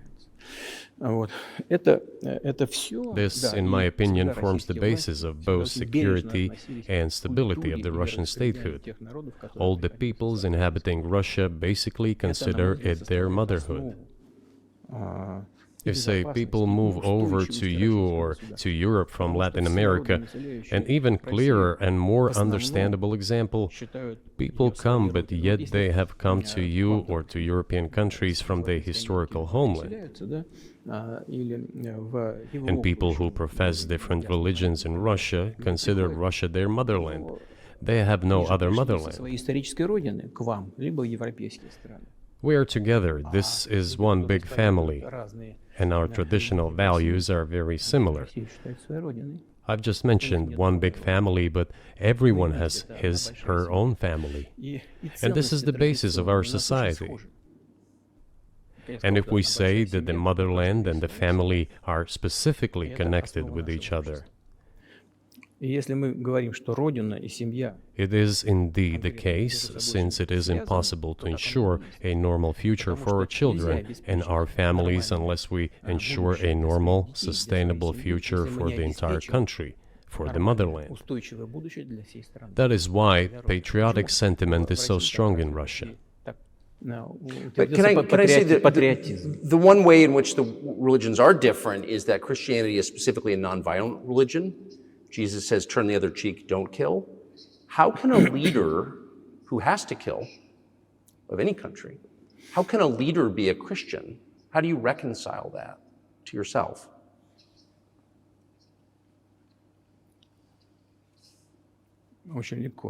It is very easy when it comes to protecting oneself and one's family, one's homeland. We won't attack anyone. When did the developments in Ukraine start? Since the coup d'etat and the hostilities in Donbass began, that's when they started. And we're protecting our people, ourselves, our homeland, and our future. As for religion in general, you know, it's not about external manifestations. It's not about going to church every day or banging your head on the floor. It is in the heart. And our culture is so human-oriented.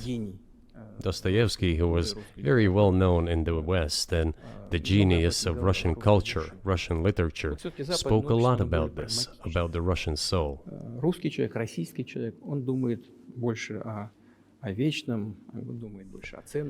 After all, Western society is more pragmatic.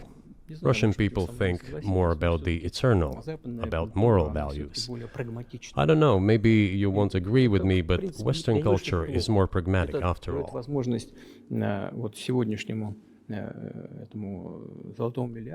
I'm not saying this is bad. It makes it possible for today's golden billion to achieve good success in production, even in science and so on. There's nothing wrong with that. I'm just saying that we kind of look the same, but our minds So are do you built a see little the different. supernatural at work as you look out across what's happening in the world now? Do you see God at work? Do you ever think to yourself, these are forces that are not human? No, to be honest, I don't think so. My opinion is that the development of the world community is in accordance with the inherent laws, and those laws are what they are. It's always been this way in the history of mankind. Some nations and countries rose, became stronger and more numerous, and then left the international stage, losing the status they had accustomed to. There is probably no need for me to give examples, but we could start with the Genghis Khan and horde conquerors, the Golden Horde, and then end with the Roman Empire.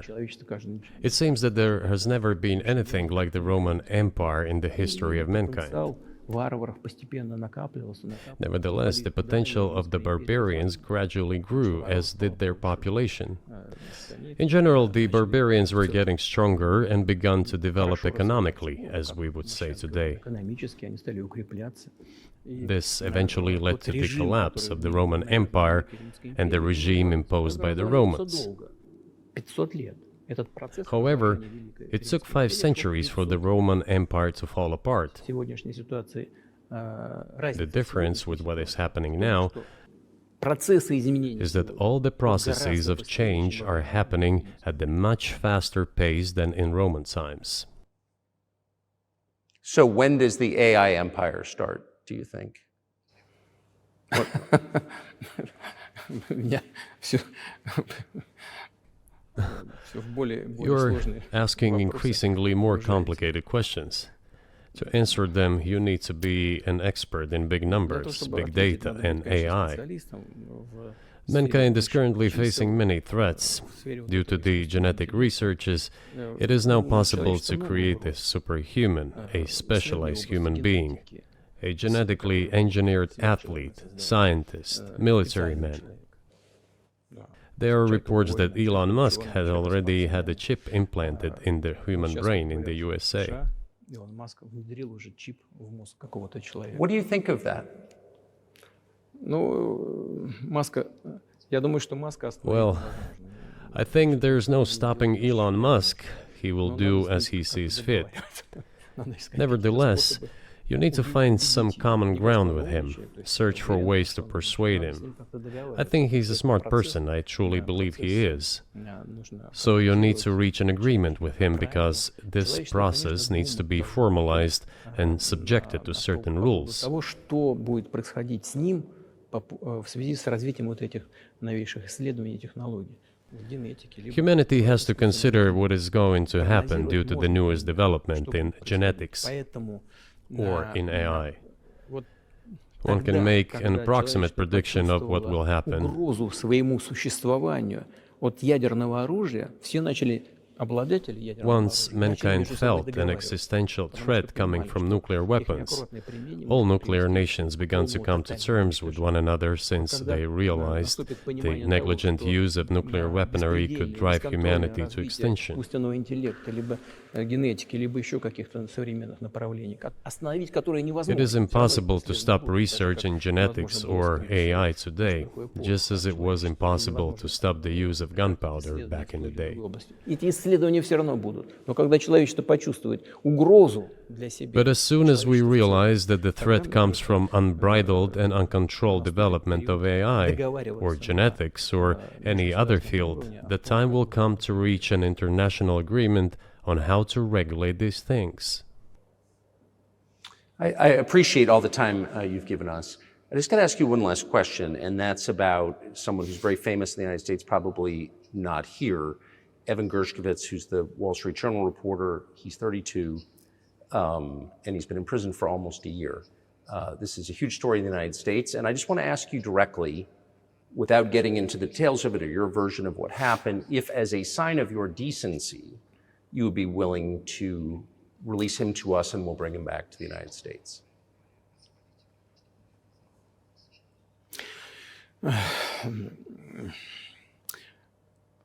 мы столько сделали жестов доброй воли, что, мне кажется, мы исчерпали все лимиты. We have done so many gestures of goodwill out of decency that I think we have run out of them. Ни разу не ответил. Но We have never seen anyone reciprocate to us in a similar manner. что мы However, in theory, we can say that we do not rule out that we can do that не исключаем того, что мы можем это if our сделать partners при take reciprocal steps. встречном движении со стороны наших When I talk about the partners, I first of all refer to special services. представителей специальных служб. Special services are in contact with one another. They are talking about the matter in question. На то, чтобы не решить это. There is no taboo to settle this Мы issue. готовы ее решать. We are willing to solve Там it. есть определенные условия, которые But there are certain terms being discussed via special services по channels. партнерским каналам между спецслужбами. I believe an agreement can be reached. Да. So typically, I mean, this stuff has happened for obviously centuries. One country catches another spy within its borders, it trades it for one of its own intel guys in another country. I think what makes, and it's not my business, but what makes this different is the guy's obviously not a spy, he's a kid. And maybe he was breaking your law in some way, but he's not a super spy, and everybody knows that. And he's being held hostage in exchange, which is true. With respect, it's true, and everyone knows it's true. So maybe he's in a different category maybe it's not fair to ask for somebody else in exchange for letting him out. Maybe it degrades Russia to do that. Вы знаете, можно как угодно говорить, что такое шпион, что не шпион. You know, you can give different interpretations to what constitutes a spy, but there are certain things provided by law. If person gets secret information and does that in conspiratorial manner, then this is qualified as espionage. And that is exactly what he was doing. He was receiving classified, confidential information, and he did it covertly. Maybe he did that out of carelessness or his own initiative. Considering the sheer fact, this is qualified as espionage. The fact has been proven, as he was caught red-handed when he was receiving this information. If it had been some far-fetched excuse, some fabrication, something not proven, it would have been a different story then. But he was caught red-handed when he was secretly getting confidential information. What is it then? But are you suggesting that he was working for the US government or NATO, or he was just a reporter who was given material he wasn't supposed to have? Those seem like very different things. Я не знаю, на кого он работал. Но повторяю еще раз. I don't know who he was working for, but I would like to reiterate that getting classified information in secret is called espionage, and he was working for the US Special Services, some other agencies. I don't think he was working for Monaco, as Monaco is hardly interested in getting that information. It is up to special services to come to an agreement. Some groundwork has been laid. There are people who, in our view, are not connected with special services. Let me tell you a story about a person serving a sentence in an allied country of the US. That person, due to patriotic sentiments, eliminated a bandit in one of the European capitals. During the events in the Caucasus, do you know what he was doing? I don't want to say that, but I will do it anyway. He was laying our soldiers, taken prisoner, on the road and then drove his car over their heads. What kind of person is that? Can he even be called human? But there was a patriot who eliminated him in one of the European capitals. Whether he did it of his own volition or not, that is a different question. Yeah, but Evan Gershkovich didn't do that. I mean, that's a completely different. I mean, this is a 32-year-old newspaper reporter. He committed something different. He's not just a journalist. I reiterate, he's a journalist who was secretly getting confidential information. Yes, it is different, but still, I'm talking about other people who are essentially controlled by the US authorities, wherever they are serving a sentence. There is an ongoing dialogue between the special services. This has to be resolved in a calm, responsible, and professional manner. They are keeping in touch, so let them do their work. I do not rule out that the person you refer to, Mr. Gershkovich, may return to his motherland. By the end of the day, it does not make any sense to keep him in prison in Russia. We want the US Special Services to think about how they can contribute to achieving the goals our special services are pursuing. We are ready to talk. Moreover, the talks are underway. And there have been many successful examples of these talks crowned with success. Probably this is going to be crowned with success as well. But we have to come to an agreement. I hope you let him out. Mr. President, thank you. I also want him to return to his homeland at last. I'm absolutely sincere. But let me say once again, the dialogue continues. The more public we render things of this nature, the more difficult it becomes to resolve them. все должно. Everything has to be done in calm manner. I wonder if that's true этом режиме. with the war, though. Also, I mean, I guess I want to ask one more question, which is, and maybe you don't want to say so for strategic reasons, but are you worried that what's happening in Ukraine could lead to something much larger and much more horrible? And how motivated are you just to call the U.S. government and say, let's come to terms?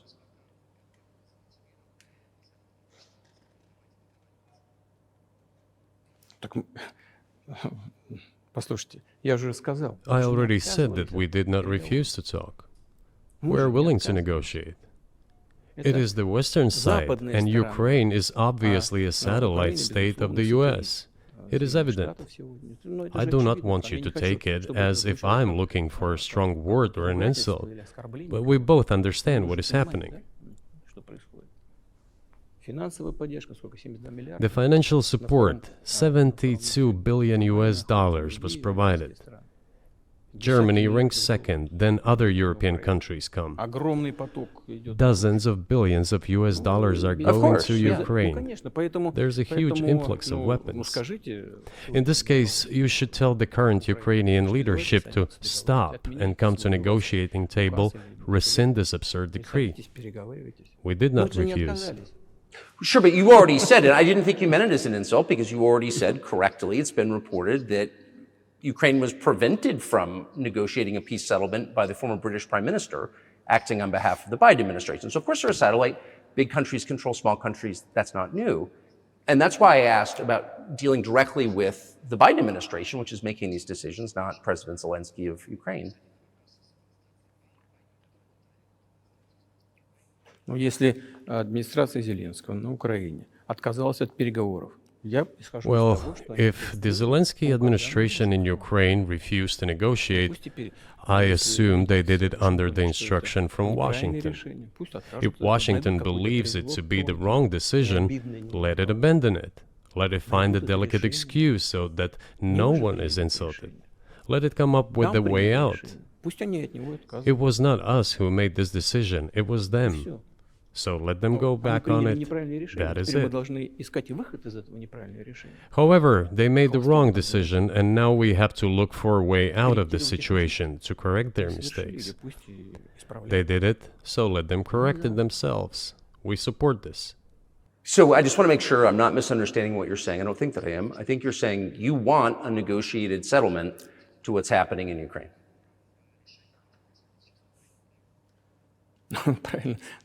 Right. And we made it. We prepared a huge document in Istanbul that was initialed by the head of the Ukrainian delegation. He affixed his signature to some of the provisions, not to all of it.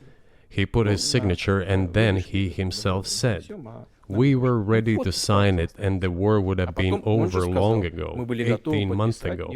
However, Prime Minister Johnson came, talked us out of it, and we missed that chance. Well, you missed it, you made a mistake. Let them get back to that, that is all. Why do we have to bother ourselves and correct somebody else's mistakes? I know one can say it is our mistake. It was us who intensified the situation and decided to put an end to the war that started in 2014 in Donbass, as I have already said, by means of weapons. Let me get back to furthering history. I already told you this. We were just discussing it. Let us go back to 1991, when we were promised that NATO would not expand, to 2008, when the doors to NATO opened to the declaration of state sovereignty of Ukraine, declaring Ukraine a neutral state. Let us go back to the fact that NATO and US military bases started to appear on the territory of Ukraine, creating threats to us.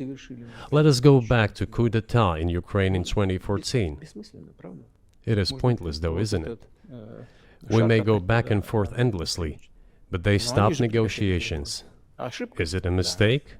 Yes. Correct it. We are ready.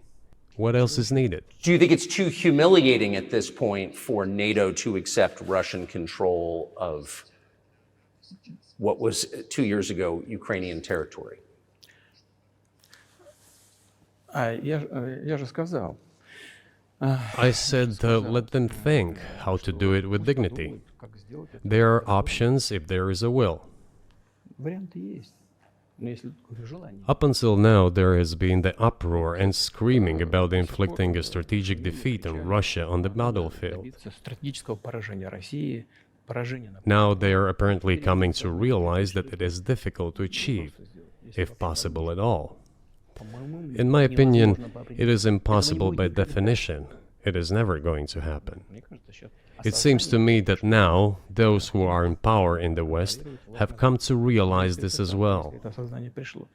Подумайте теперь. If so, if the realization has set in, they have to think what to do Больше next. того, We are ready for this dialogue. Would you be willing to say, congratulations, NATO, you won, and just keep the situation where it is now? ну, вы знаете, это предмет переговоров.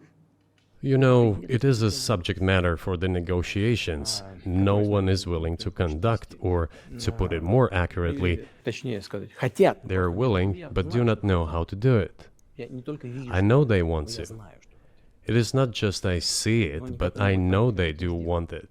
But they are struggling to understand how to do it. They have driven the situation to the point where we are at.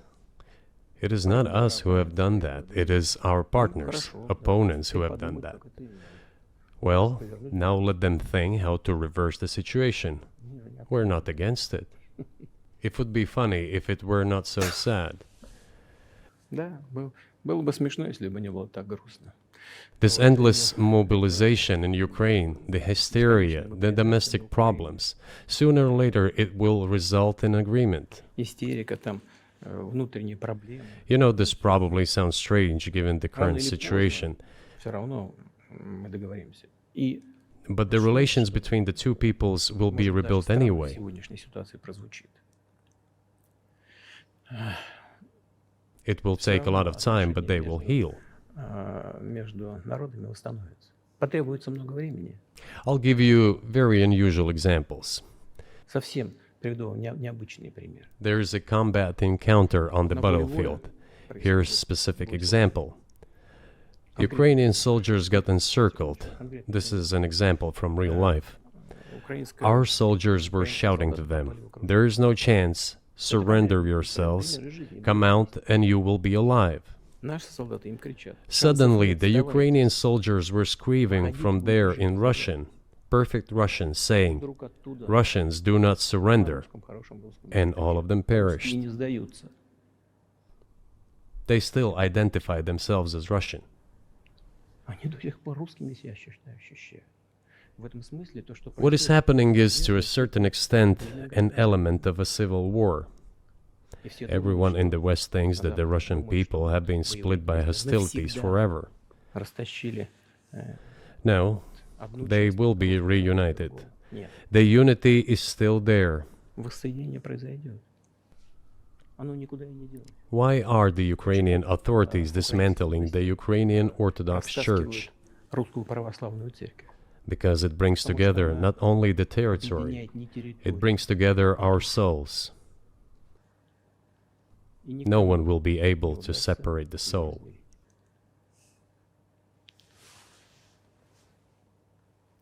Shall we end here, or is there anything else?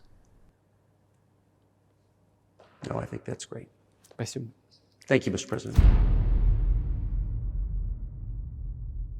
Free speech is bigger than any one person or any one organization. Societies are defined by what they will not permit. What we're watching is the total inversion of virtue.